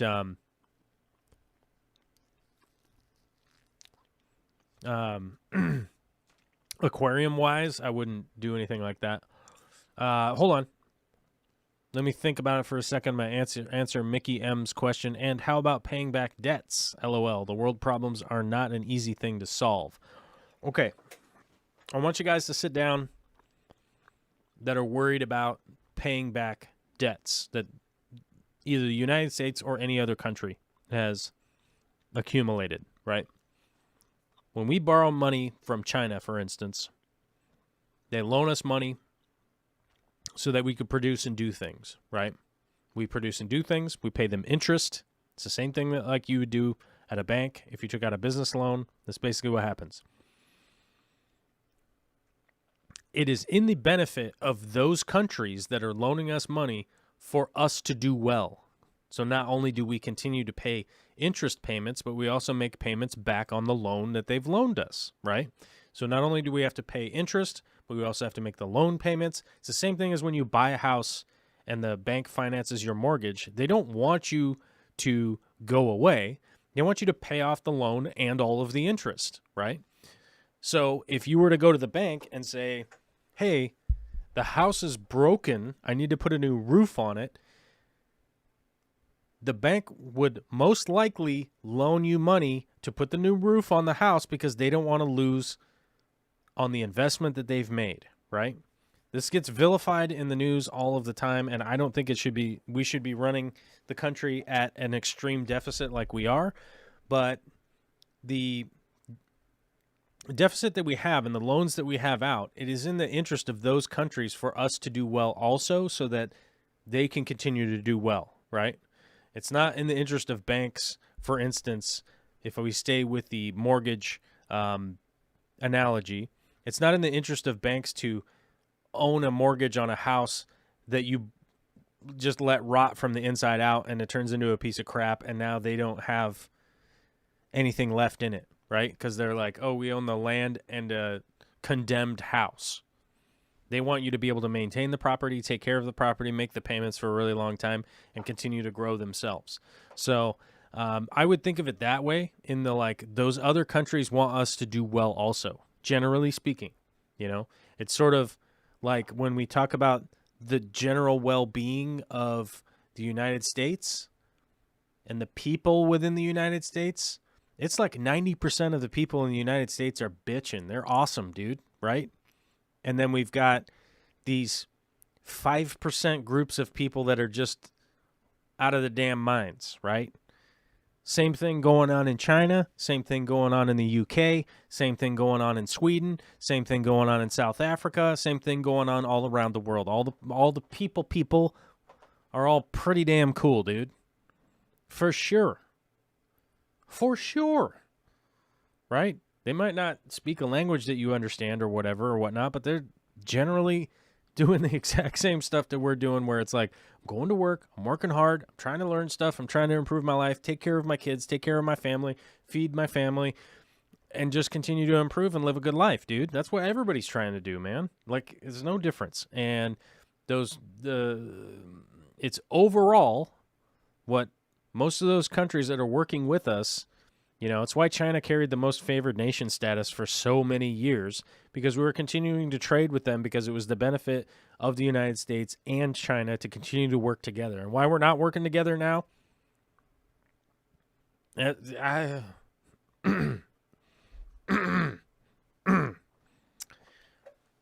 I'll let you figure that out yourself.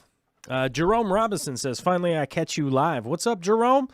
Just remember, if you are subscribed to this channel, you hit the subscribe, you hit the notification, you get the notification, you can always watch this show later. You don't actually have to catch it live, but I do operate this show as a live interaction. You know what I mean? People are, people send in stuff. They send in, you're typing in questions and stuff like that and try to go back and forth and that kind of stuff. You know what I'm saying? Right? Oh, right. Anyhow, Rookie Aquatics, to get back to your 55-gallon talk, let's see. I've been looking at some killies, so thank you on the thought. Yeah, I would say killifish is probably where I would go with some of the kind of strange ones, and I can't remember the name of them specifically, and that's my bad. But I would look into getting some of the more unique killifish that you don't normally see. They're a great time to breed. They're a pretty cool fish to breed. But it also kind of depends on the market in the area where you're at. If you are going to be a breeder, really consider, like, does anybody want these fish where you're at, Like, you might not want to breed clown plecos or something, but they may be in high demand in, like, the area that you're in. Or maybe you're going to be shipping. I personally am not a huge fan of doing shipping. It's not something that I like to do. I literally have this camera for sale right here, and I still haven't shipped it out because I'm trying to sell it locally. But I'm most likely going to just sell it to KEH at this point and just take the money from them and let them resell it, so that some other person has to pay a lot more than I was charging. I'm not a big fan of shipping stuff, so I would look in the local area of what people are trying to get. And look into breeding that, if that's what you're trying to do, realistically. Jerome Robinson says, I have 3 ropefish, 1 male, 2 females. You want to tips on breeding for the ropefish would go to Oddball Aquatics. I know that I helped her out quite a few times, just kind of spitballing, brainstorming and stuff like that. And she has ropefish setups. Oddball Aquatics would be where you'd want to go. I think she's been breeding the ropefish and found and made some YouTube videos about that stuff. So that's where I would stop. I've never bred them myself, but there was a big point in time, Oddball Aquatics, we were always going back and forth, like trying to figure out new stuff, and I think she figured it out. So that's where I would go for breeding ropefish, personally. Alyssa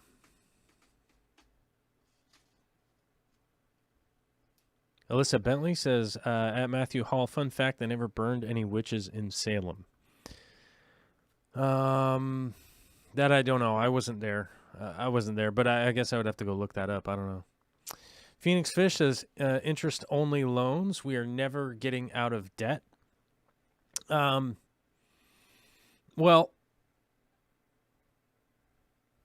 none of the loans that we have are interest-free.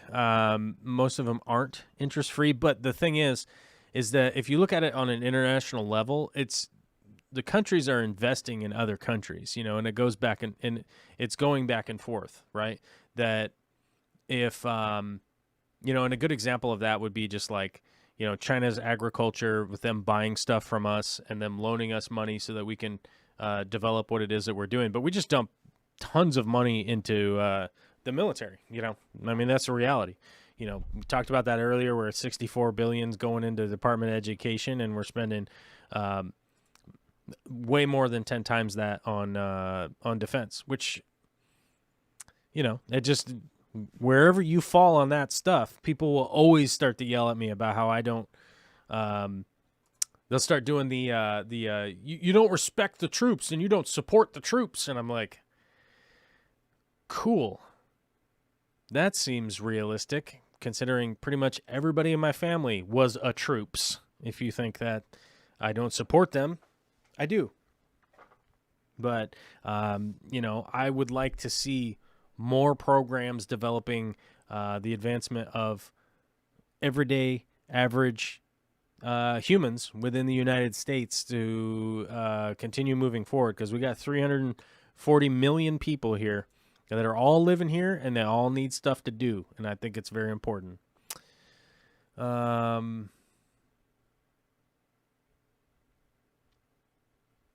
Rookie Aquatic says, yeah, I say we should just go back to bartering. Well, yeah, I mean, I talked about the bartering system last week, I think. I think it was last Friday, last Monday or something like that. The bartering system becomes completely inefficient in the fact that, like, you need to spend so much time interacting with the other people to get all of the things that you need. So that's where money came from. That's why you had the bartering slips, is that, like, I do a thing that's productive over here. Somebody gives me the bartering slips. I exchange the bartering slips for all of the stuff that I need. Right. So that's the whole, that's the whole kind of deal with why money exists, is that the bartering system is so inefficient that it's like, well, I need pineapple because I'm going to make a thing. Well, who has pineapple? I got to go find somebody that has pineapple, and then I got to trade him I make shoes. I'm a cobbler, right? I got to, hopefully the pineapple guy needs shoe stuff, right? It's just incredibly inefficient system, and that's why the barter slips came in. Gold, right? Started out as gold, and then eventually moved into paper money and all that kind of stuff. But that's the reality of, like, it's just terribly inefficient to do the bartering. It just doesn't work. I mean, bartering works great in the aquarium hobby if you want to trade with somebody, as long as they're a trusted person, and maybe you're like shipping back and forth, and you're like, I've got all these bloodworm cultures or something, and you want to trade those with somebody else for something that you need. But I personally find it way more effective just on a average person basis, right? To just send like $5 to somebody and send the thing that I wanted from them. Don't forget V-Bucks. I'm not forgetting V-Bucks or Bitcoins or Snapchats or any of that. It's all madness, that's for sure. We used to use gold and silver, which is real money. Then we started using pieces of paper representing the gold that was easier. Then the nonsense started soon after that. Yeah, I mean, it's a very complex system. It's not like really, it's not really like one person like me is going to be able to solve it. It's not really ever going to be one person. That's why we need to elect solid representation that can, at the very least, bring in enough people to represent what it is that we need. Wesley's Fish Club says, if you move, are you going to set up a fish room to breed for profit? No, that's not. In the United States, it is incredibly inefficient and ineffective to set up a fish room to breed for profit unless you are either selling to somebody that owns a business that is like personally connected and going to give you a better deal than what they buy from the wholesalers, right? So let's say you're breeding fish. You're breeding tetras. Let's just say you're breeding tetras, just regular old blue neon tetras. And you're going to be breeding a ton of those, right? And then you're going to sell those. Now, what every single store, virtually every single store in the United States is doing is buying neon tetras from a wholesaler, right? Now, the wholesaler is going to sell those neon tetras at, say, 29 cents a fish to a store that marks them up to $2.99 or something, right? I'm just using this as an example. I'm not saying any specific whoever. But if you are somebody that is breeding fish in your fish room, you need to sell either to the store at 29 cents or you need to sell to the wholesaler at significantly less than 29 cents. So the wholesaler is incentivized to buy from you, right?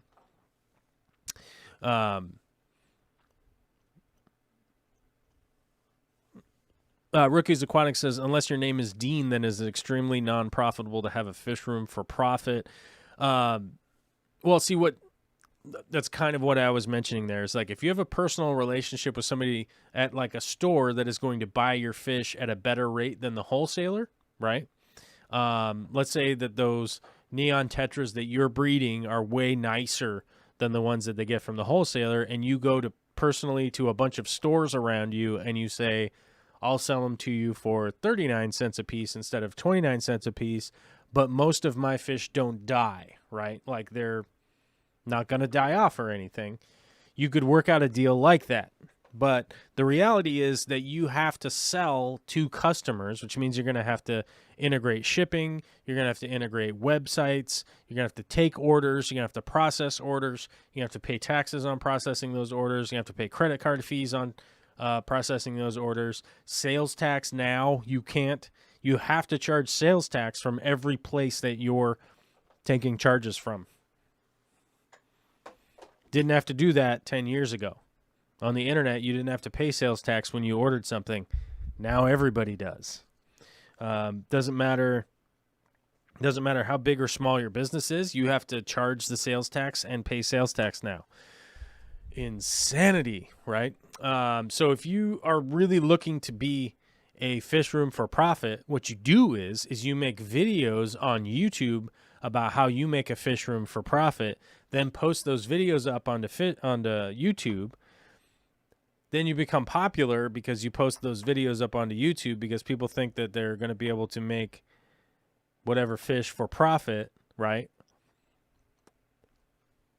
You see what I'm saying? And I've never seen a fish room for profit video that literally highlights all of the issues that have to be handled. That doesn't mean that they don't exist. They might exist. I've personally never seen one. People could forward it to me if you see one that is like, it really hits all that stuff, like the fact that you have to pay like 39 cents every time, or what is it, 3.9% every time you charge a Visa, or 2.1% every time you charge a MasterCard, or whatever, all that stuff. Also with whatever the sales tax is in every county that you're taking orders from, you have to charge for that. So what is the implementation in order for you to do that? If you're going to sell to a wholesaler, which wholesalers are you going to sell to, and how do you locate them? Because maybe the closest wholesaler to you is 200 miles away. Do you drive your fish there? How much does that cost in time and gas and insurance and car payments and all this crazy stuff and packing all the things?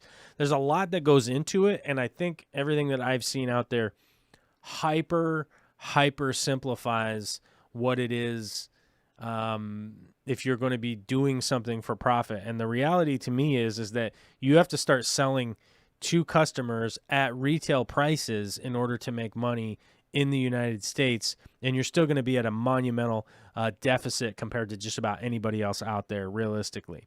And let's say, for instance, that you're competing with the aquarium co-op, right? Let's say that you're competing with the aquarium co-op. Can you get your orders out as fast as the aquarium co-op? Do you have all the products that people want? Because then they probably just end up going to Amazon instead, or whatever.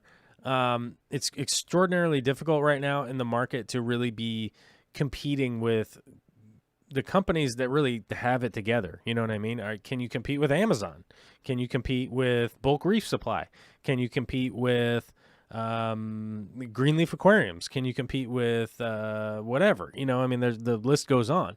And if you're going to be selling retail to customers, what value are you bringing to the table that's different than, what value are you bringing to the table that's different than these companies that are doing that stuff? That's the reality, right? So, Wesley's Fish Cub says, franchise the co-op and combine it with breeding, pure profit. The reality is like,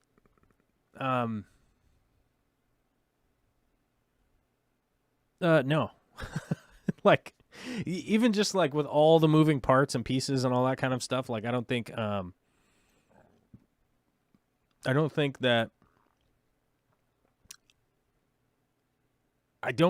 there's a space to franchise. You know what I mean? Like, I think if you're going to open a store right now, your advantage would be to not be associated with any other brand.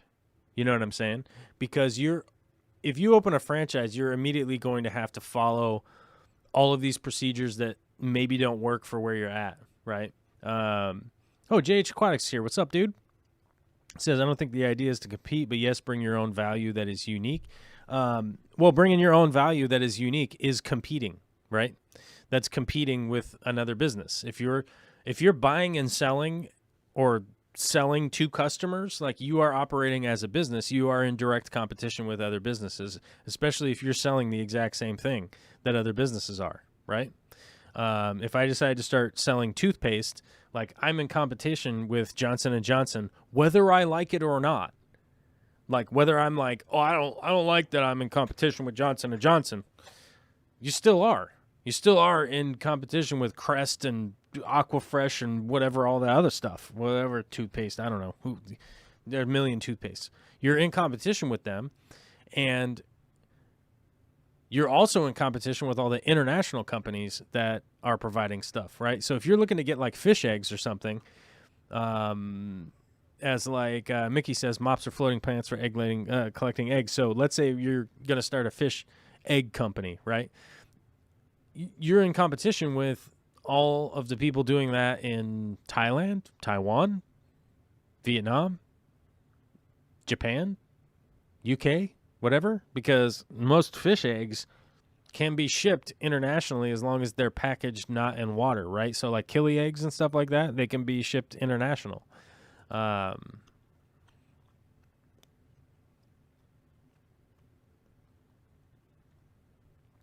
Steve Bearteach says, I picked up $100 of fish from a local private hobbyist with great stuff I wanted just the other day. If she had 30 of me that bought every few months, it would be profitable. I mean, as a side hustle, technically you would probably be profitable. But in order to turn around and produce the amount that 30 people would be buying, you're going to, in the United States, you're going to spend more money than you're bringing in, especially in Washington State. Like in Washington State, you would be at a point where your production level, the demand exceeds your production level for enough profit to come in to maintain a business. It's like if, let's say, so I have a whole bunch of Bulbitis right now. I'm probably going to be just dropping it off at Big D Smoke's house here, hopefully soon. I was waiting for him to get his other tank, but I might just drop it off and tell him to hold on to it because I need it to get out of this. I need to get it out of this tank. And last time I gave it to Corey, he just threw it in a tank and I think it died. I don't know. So I think I'm probably just going to give it to Dennis because we talked about it before. I'm not going to ask him to give me any money because I don't really, like, whatever, dude. Like, he's already a sponsor of the channel, right? So I'm going to end up giving those plants to Corey, or not to Corey, but Dennis. And so that technically could be a profit item, right? Because I grew it. But if you're running it as a business, you need to calculate how much your water cost is, how much your electric cost is, how much the tank, the stand, the maintenance, the filter, all the stuff, plus all of your time and all that stuff, and whether or not you'll be able to produce it at a rate that would keep up not only with exceeding the cost, but you need to exceed up into profit, right? So you need to hit up all the way up into the profit realm in order for that to be able to work. And, you know, even if you just take like your mortgage into account and realize like how much do I need to grow in a month to maintain my mortgage of said plant or said fish or whatever, and you're realistically going to run into a brick wall of like, there just really isn't like a way to do this economically when you're in competition with other companies, right? Because you're in competition with all of the companies in Florida that grow the stuff in the free ponds outside with the sun, right? You are, whether you like it or not. I mean, if you make some Anubias and you decide to sell it, you're still in competition with all those places that are growing Anubias outside in a free situation.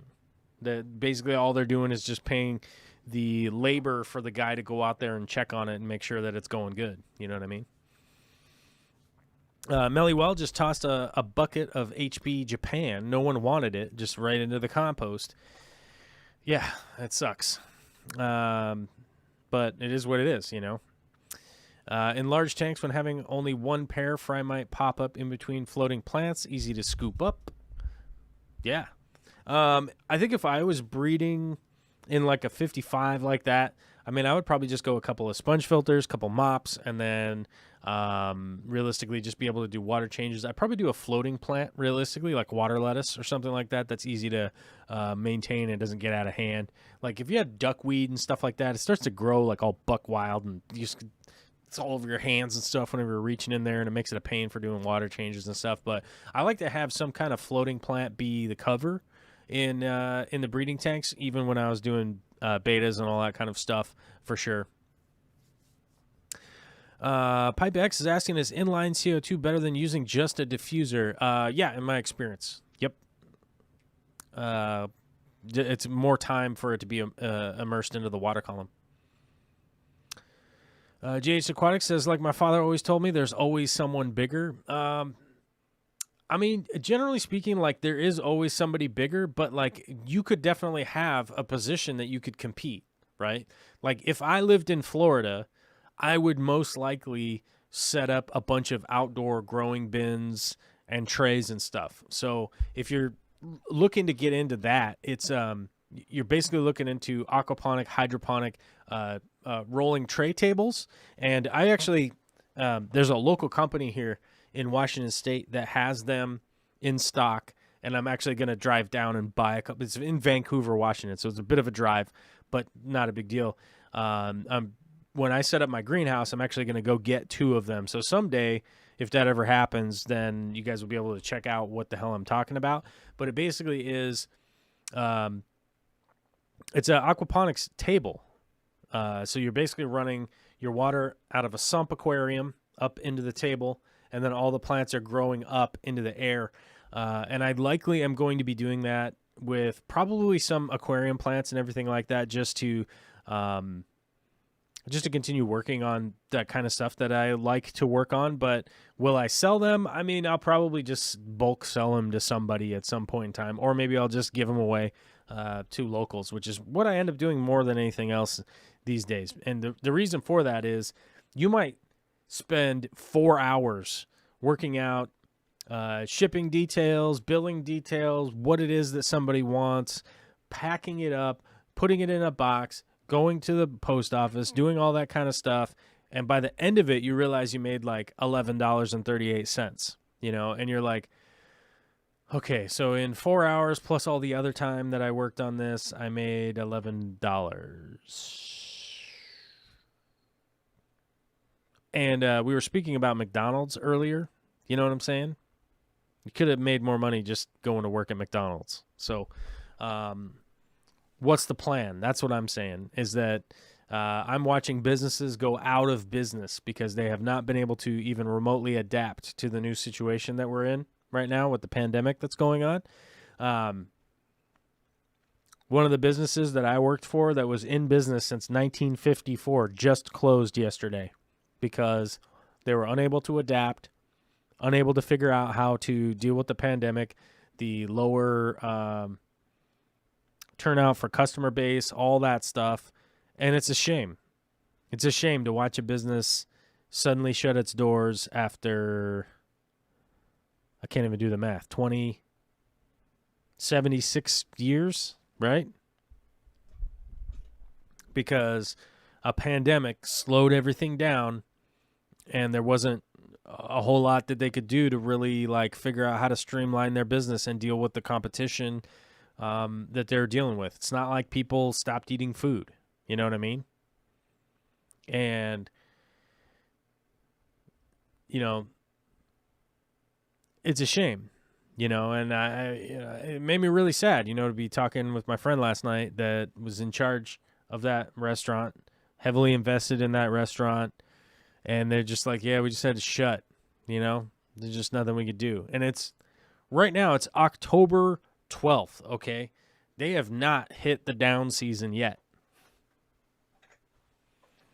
In 2 months' time, these restaurants, small businesses, all that stuff that are not stacking up money right now are going to see even more downturn in the amount of business that they're doing. And I don't know how many of them are ready for it,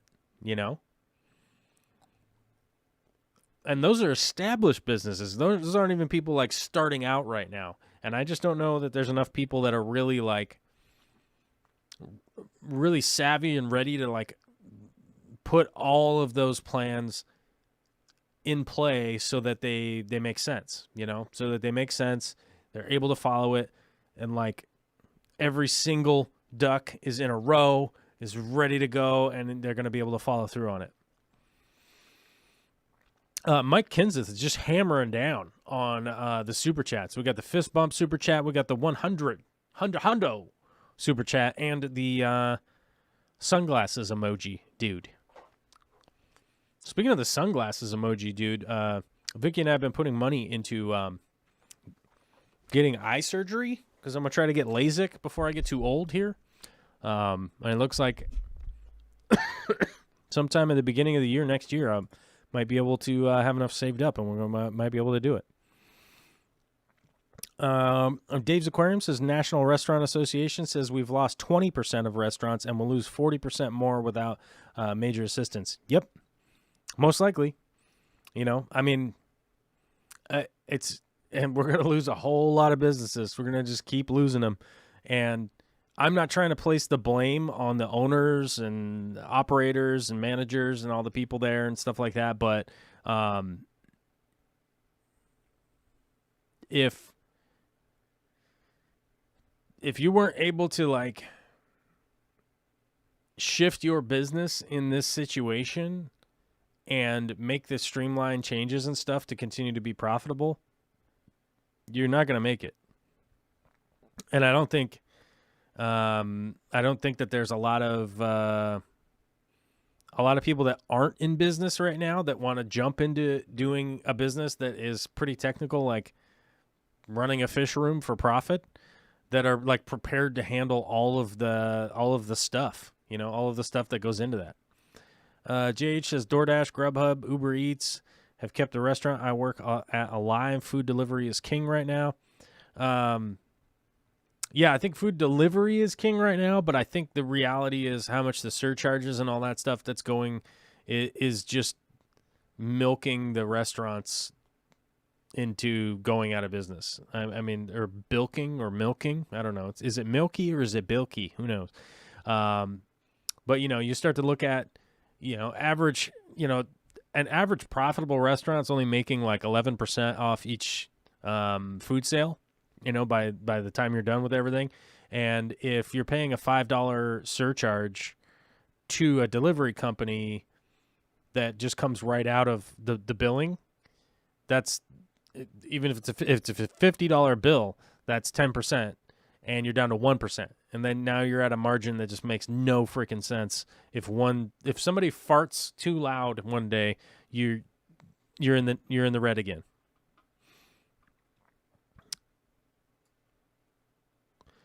Phoenix Fish says, I know restaurants that opened in the pandemic and are doing well. Well, that's possible. It's not I mean, there are outliers everywhere. But as we come up into the cold months here, a lot of the restaurants that opened during the pandemic had outdoor seating, and that might be awesome in like Florida or something. Might be awesome down south where it's still pretty warm, and you still could probably eat outside. But you're talking about indoor eating and stuff like that, it's just not going to work. A Philly cheesesteak place that I know of is doing great during the pandemic because they have a walk-up window, and that's it. They're like, no, we just closed the inside because we only had 2 tables in here anyhow. So we just like closed it, cut a hole in the wall, and put in a new walk-up window. So there's like, you come up and pay on this side, and then you walk around to the other side of the building and pick up your cheesesteaks and F off and get out of here, right? With your COVID. So, they're willing to cut a hole in the wall and make a new window, a new pickup window. So some businesses figured it out and were willing to just like, screw it. We got to do whatever we can to like keep rocking and rolling, because maybe they've already been out of business and been bankrupt before and know what it's like. But maybe it's just not a pressing issue for some people, I guess. I don't know. Or maybe it's just not something they could figure out. I don't know. Our health service over here told us that from the start, it's not possible to avoid with the viruses like this one. Yeah, John McKenzie is saying, unfortunately, there will probably be a second wave. Yeah, likely. I mean, the likelihood of that is very, very high. Go get my flu shots this week. Vicky and I are getting our flu shots again. For whatever reason, we couldn't get on the schedule to just go grab our flu shots because you have to. In previous years, you just went and got it. You know what I'm saying? You just showed up and you were like, I'm here. Flu shot? And they're like, yeah, get in line. Cool. But kind of spaced, and we have to get on the schedule for it now because you don't want to coronavirus everybody. They got to get them in and then get them out, and then make sure people aren't cross-contaminating with their Jeremy McJermitons. You know what I mean? So it's going to be an issue. Dave's Aquarium says the restaurants around me that are doing well don't use Uber Eats, DoorDash. They run their own delivery and do 3 times in curbside. Yeah, I mean, that's the thing. Like, if you couldn't figure out how to do curbside and that kind of stuff, then you're just getting shot in the foot, Dave's Aquarium says around Chicago, outdoor will continue through November 3rd.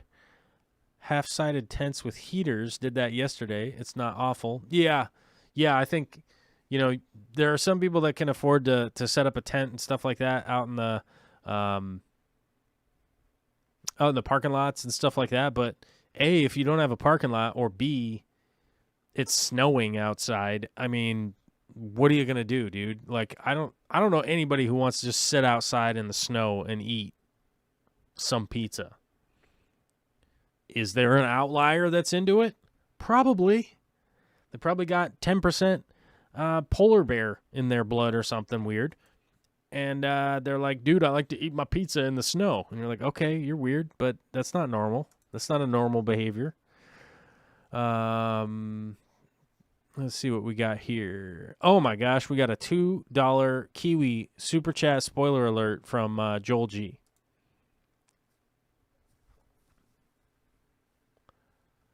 Big D Smoke says, I got a flu shot for the first time this year when I had my annual wellness check.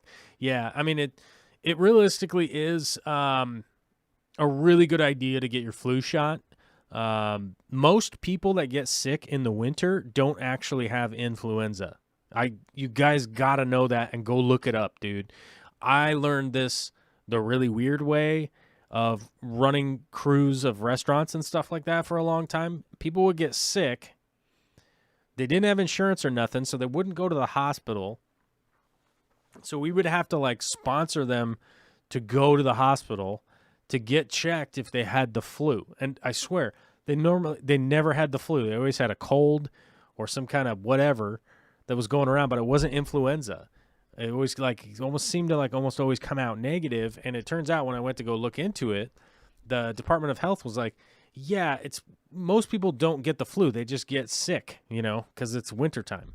But if you do get the flu, you're going to be not doing well. I've had influenza before, and it is not a fun thing to catch. And it's definitely different from like a cold or just a basic virus or whatever, it's haggard, Mike Kinseth with a $2 super chat of the 1-Up Hippo. Hippo eating the 1-Up. One player up. Hippo biting. These super chats are so goofy. Thanks, Mike, and thanks, Joel G. I appreciate it 100%. We've gone way over. We're like 15 minutes over. Oh, my God. We're like way over. I'm supposed to get to work. Joel G says, I know it's the flu when I get a super achy spine. Ooh, he gets that spine pain. Mismatched Socks says, I don't think I've ever had the flu. Never been bad enough to where I'm like, I should probably go get tested. Yeah, it's definitely, it's that weird thing. Like one time I thought I had the flu. Turns out I had pneumonia. And you're like, that's not even the flu. That's pneumonia. John says, just got my flu shot Friday at Walgreens. It wasn't bad. Yeah, it's not really that big of a deal. I mean, like, you're like, my arm for like a day or whatever. It's not a big deal. Fall is here with the cold plus rain, so everyone gather inside in shopping malls and stores. Almost impossible to stop the spread, maybe until majority of people have already had it. Well, that's the problem. That like, if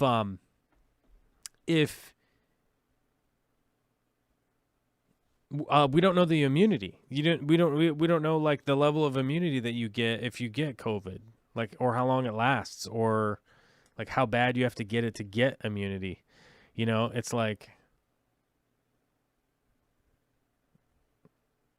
you don't know. You just don't know if you're immune or not.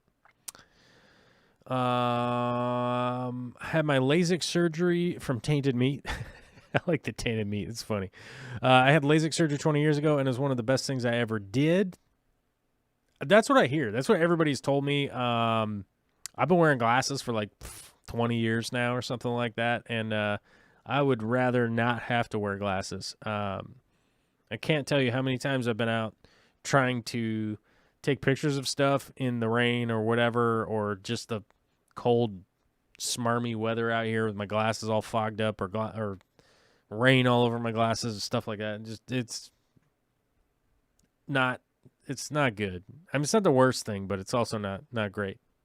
Like, I was out working out the other night, and it was raining so bad I couldn't see where the hell I was running. So I kept having to stop to, like, take my glasses off and, like, dry them off and then I would just get wet in like no time. My glasses would get wet, moist, bro. Steve Bearteach with a $5 super chat says, you mentioned recently you're able to gauge the health of your tank by looking at the duckweed in your sump. Can you elaborate? What are you look? I think he ran out of space. So probably like, what are you looking for?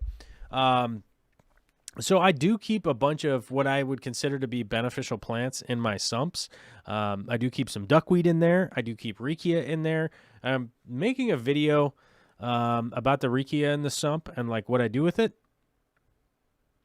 And I'm probably going to make some changes to it because I don't know. It's not great. So I'm going to go back. I'm going to make some changes, and I have to shoot a couple of things to make it better. But long story short, Riccia, duckweed, invaluable in keeping track of like kind of what's going on in the tank with just a visual, right? The Riccia will get a ton of algae growing in it. So Riccia is maybe I'll do the finishing touches on the Riccia video for tomorrow. Maybe I'll do that. I think maybe. We'll see. But Riccia is in the hornwort family, so it actually is sort of genetically replicating similar to how algae replicates, right? Not exactly, but you get what I'm talking about. It replicates quite quickly. It does quite a bit, and it will get a lot of algae and stuff growing in it and everything. Same sort of mechanism with duckweed. It grows and reproduces super fast. And what it'll do is it picks up a lot of crap out of the water column, right?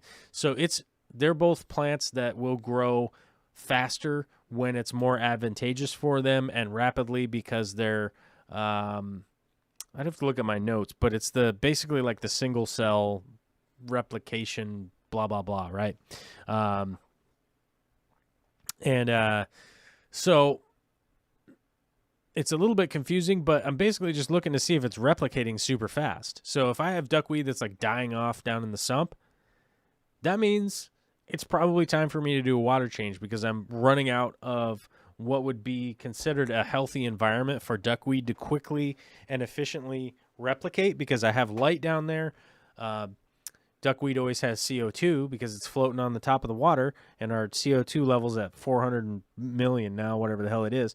So it always has CO2, so it has those two things handled. It gets light and CO2, and it's picking everything up from the water column. Now, if duckweed can't grow well, which means it's yellowed, it's dying, it's not doing well, that means something's going on with my water quality that I need to address. Now, the first thing I'm going to do is do a water change. Then I'm going to test the water, see where nitrite, ammonia, stuff like that is at, see what's going on. Then I'm going to redose the fertilizer and come back in a week. Well, I'll be back the next day, but realistically, in about a week's time, you can kind of see like, what the hell's going on? Okay, is it still going good? You don't want to do these dramatic, wild, these like buck wild water changes and water quality changes and stuff like that, where, you want to do those slow changes. Do a water change, see where you're at, bring your fertilizer back to where it was at before, and you're pretty much going to be good to go. I mean, that's the simple explanation. As much as I could think, I could kind of just talk about it there a little bit, but yeah, that's basically what you're going for. Mismatched socks test for the flu is awful. I got sick when I was prego, and hubby insisted I got tested. I told him it wasn't the flu. It wasn't the flu. Test was awful. Yeah, the test is not fun. Same. We both had it earlier this year. I skipped the flu and went straight to pneumonia. Yeah, that's right. I'm still recovering from the inflammatory response that my body continually is having, and I do have to admit I'm a little bit personally, on a personal note, kind of stressed out with just how this keeps coming back, but we'll see how it goes, working with the doctors, and hopefully everything will work out fine, and I bet it will. Oh my God, is my spray paint on the way? Oh my God, my spray paint's going to be here tomorrow? That's so nice.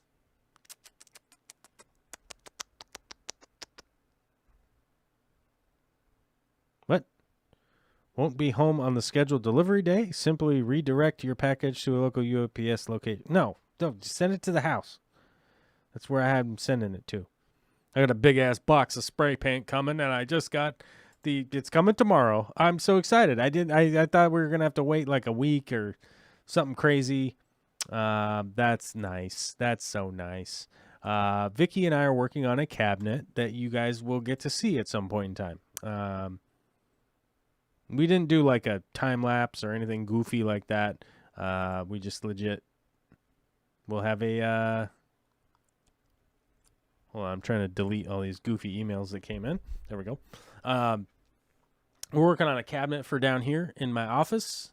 It's basically an old gym locker. It's like a big-ass old gym locker. Not super exciting or anything like that, but we ran out of paint. We ran out of the paint, so I had to order more spray paint. And I don't know if you guys know me, but I love spray painting and painting murals, and I really hope to get back into doing that again. And I just about was brought to tears the other day because I just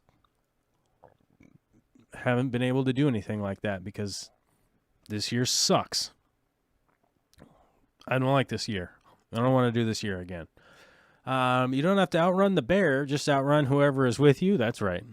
Oh my God. I saw a video the other day. Some guy like had a cougar coming after him, or a mountain lion. Mountain lion. Oh my God. He was out hiking and he ran up on some baby mountain lion, and then the mom just kept coming at him.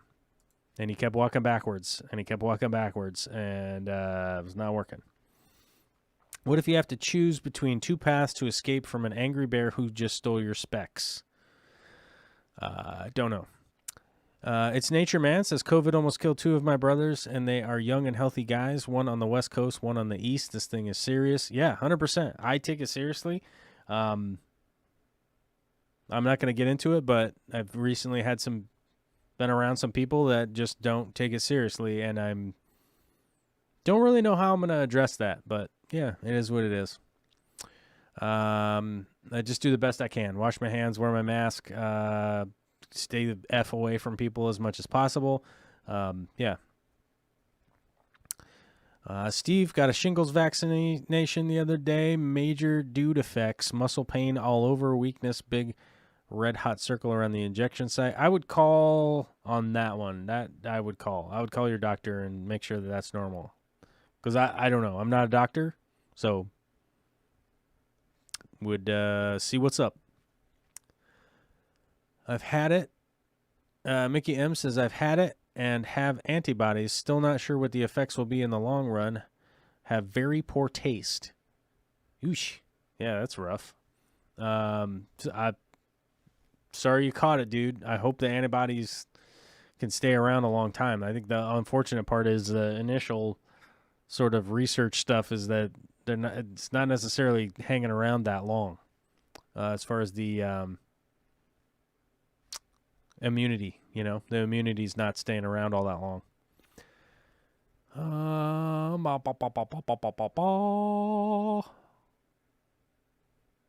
Last year I got achy for a day. What was it? Somebody. Oh, Mismatched Sock says, I wish I could get LASIK, but I'm not eligible. Apparently it's not my eyeballs that are broken, it's my brain. Oh, damn it. That sucks. My mom has this crazy thing that her depth perception is all effed up. Something happened. It doesn't matter what happened. She got in an accident and it screwed up her depth perception, but eventually her brain figured it out. It's bizarre. I don't know. Mickey H says, my rummy nose are out competing my smaller community fish for food. They are fat while the other fishes are starving. Advice? You have to figure out some other mechanisms for feeding. Chances are the best opportunity that I would go with is something like an ONIP tab down low and then feed up at the top to try and distract the rummy nose. But you may have to just move the rummy nose to another tank because they are fast, they are hungry, and yeah, I mean, that's just their nature. So you may have to move them to another tank, but I would attempt at the very least to try some sinking food and some floating food at the same time and see if you can get some food to your other fish. But the rummy nose will eventually get down to the bottom and eat that food too. So I mean, they're pretty aggressive, dude. They're little guys, but they're wild, you know? They're running wild. They're fast. There's that guy in China, I think, who's gotten it twice. Yeah, there's a guy in Japan who's gotten it twice, and there's some other people that have gotten it twice. So I would continue to be as safe as you can, realistically. Somebody said something that I was going to answer. I don't know. But we are... Oh, Pipex was asking, was it snowing at Blewett Pass when you took that photo? I think he's talking about my Instagram. I think. Let's see.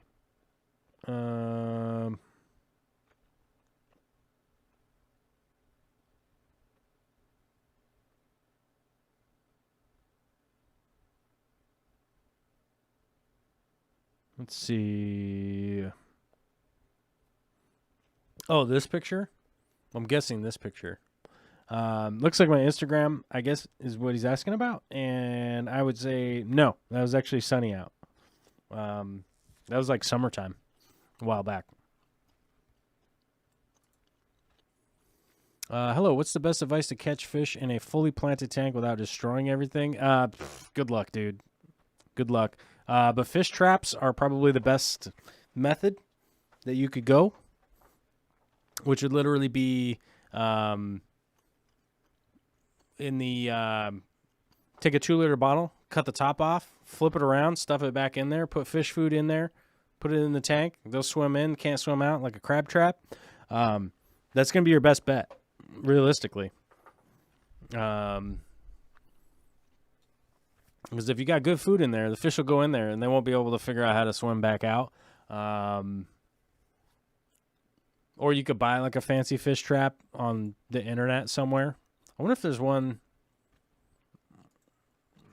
I wonder if there's one on like Amazon. Let's see.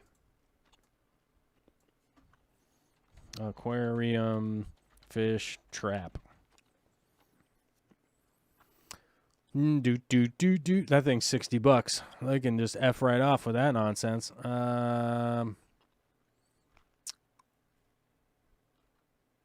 Let's see here. Aquatics pest trap. Let's see if we can't find one here. Find one here. These are all like individual fish.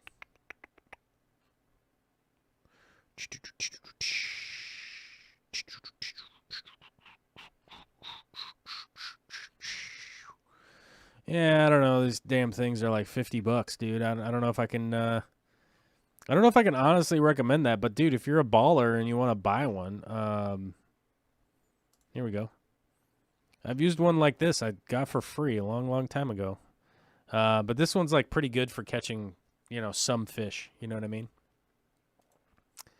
But it's acrylic, and it is a pain in the butt to make acrylic, like really detailed acrylic parts. So that's probably why it's $50. There you go. See you later, Dave. John McKenzie says, did you sell that camera? No, I've got it sitting right here, and I haven't sold it yet. Probably just going to sell it to KEH.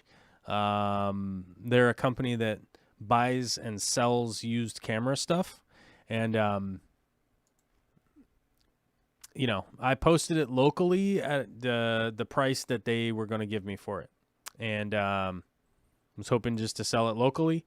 And it has been pretty much just a psychotic pain in the butt. So I'm thinking that I'll probably just sell it to them and ship it to California or New York. I forget where it's going, but ship it to those guys and be done with it, because I'm getting super tired of dealing with people asking me questions like, what's the shutter count on it? And it's like, it's a Canon, doesn't have shutter count. So, yeah. All right, guys, it's been way too long of a show, so let's get the F out of here. I want to say thanks to all of our super chatters. We got no new members and no new patrons today, and nobody called in on the Discord. So I was expecting somebody to call in, but nobody called in today. So let me hang up that. I shall disconnect and close that window. And so nobody called in today on the stream. Hey, somebody call in on Friday. I don't know who, but nobody had the desire to call in. Maybe I was too cranky earlier. Who the hell knows? But let's give a shout out to our super chatters. Where did that go? Viewer activity. Here it is. Here's the button. Oh, man, we got a bunch of super chats today. Michael Sarr, Rookie Aquatics, Mike Kenseth with the triple, quadruple super chats, Joel G from New Z, and Steve Bearteach. Yeah, either way, I like to say it. Both styles. It makes me feel good. And I hope you all have a fantastic Monday. And I'm going to go back here, and I'm going to click on the end. What happened? Oh, I killed the music. I was supposed to click that instead. All right. Later.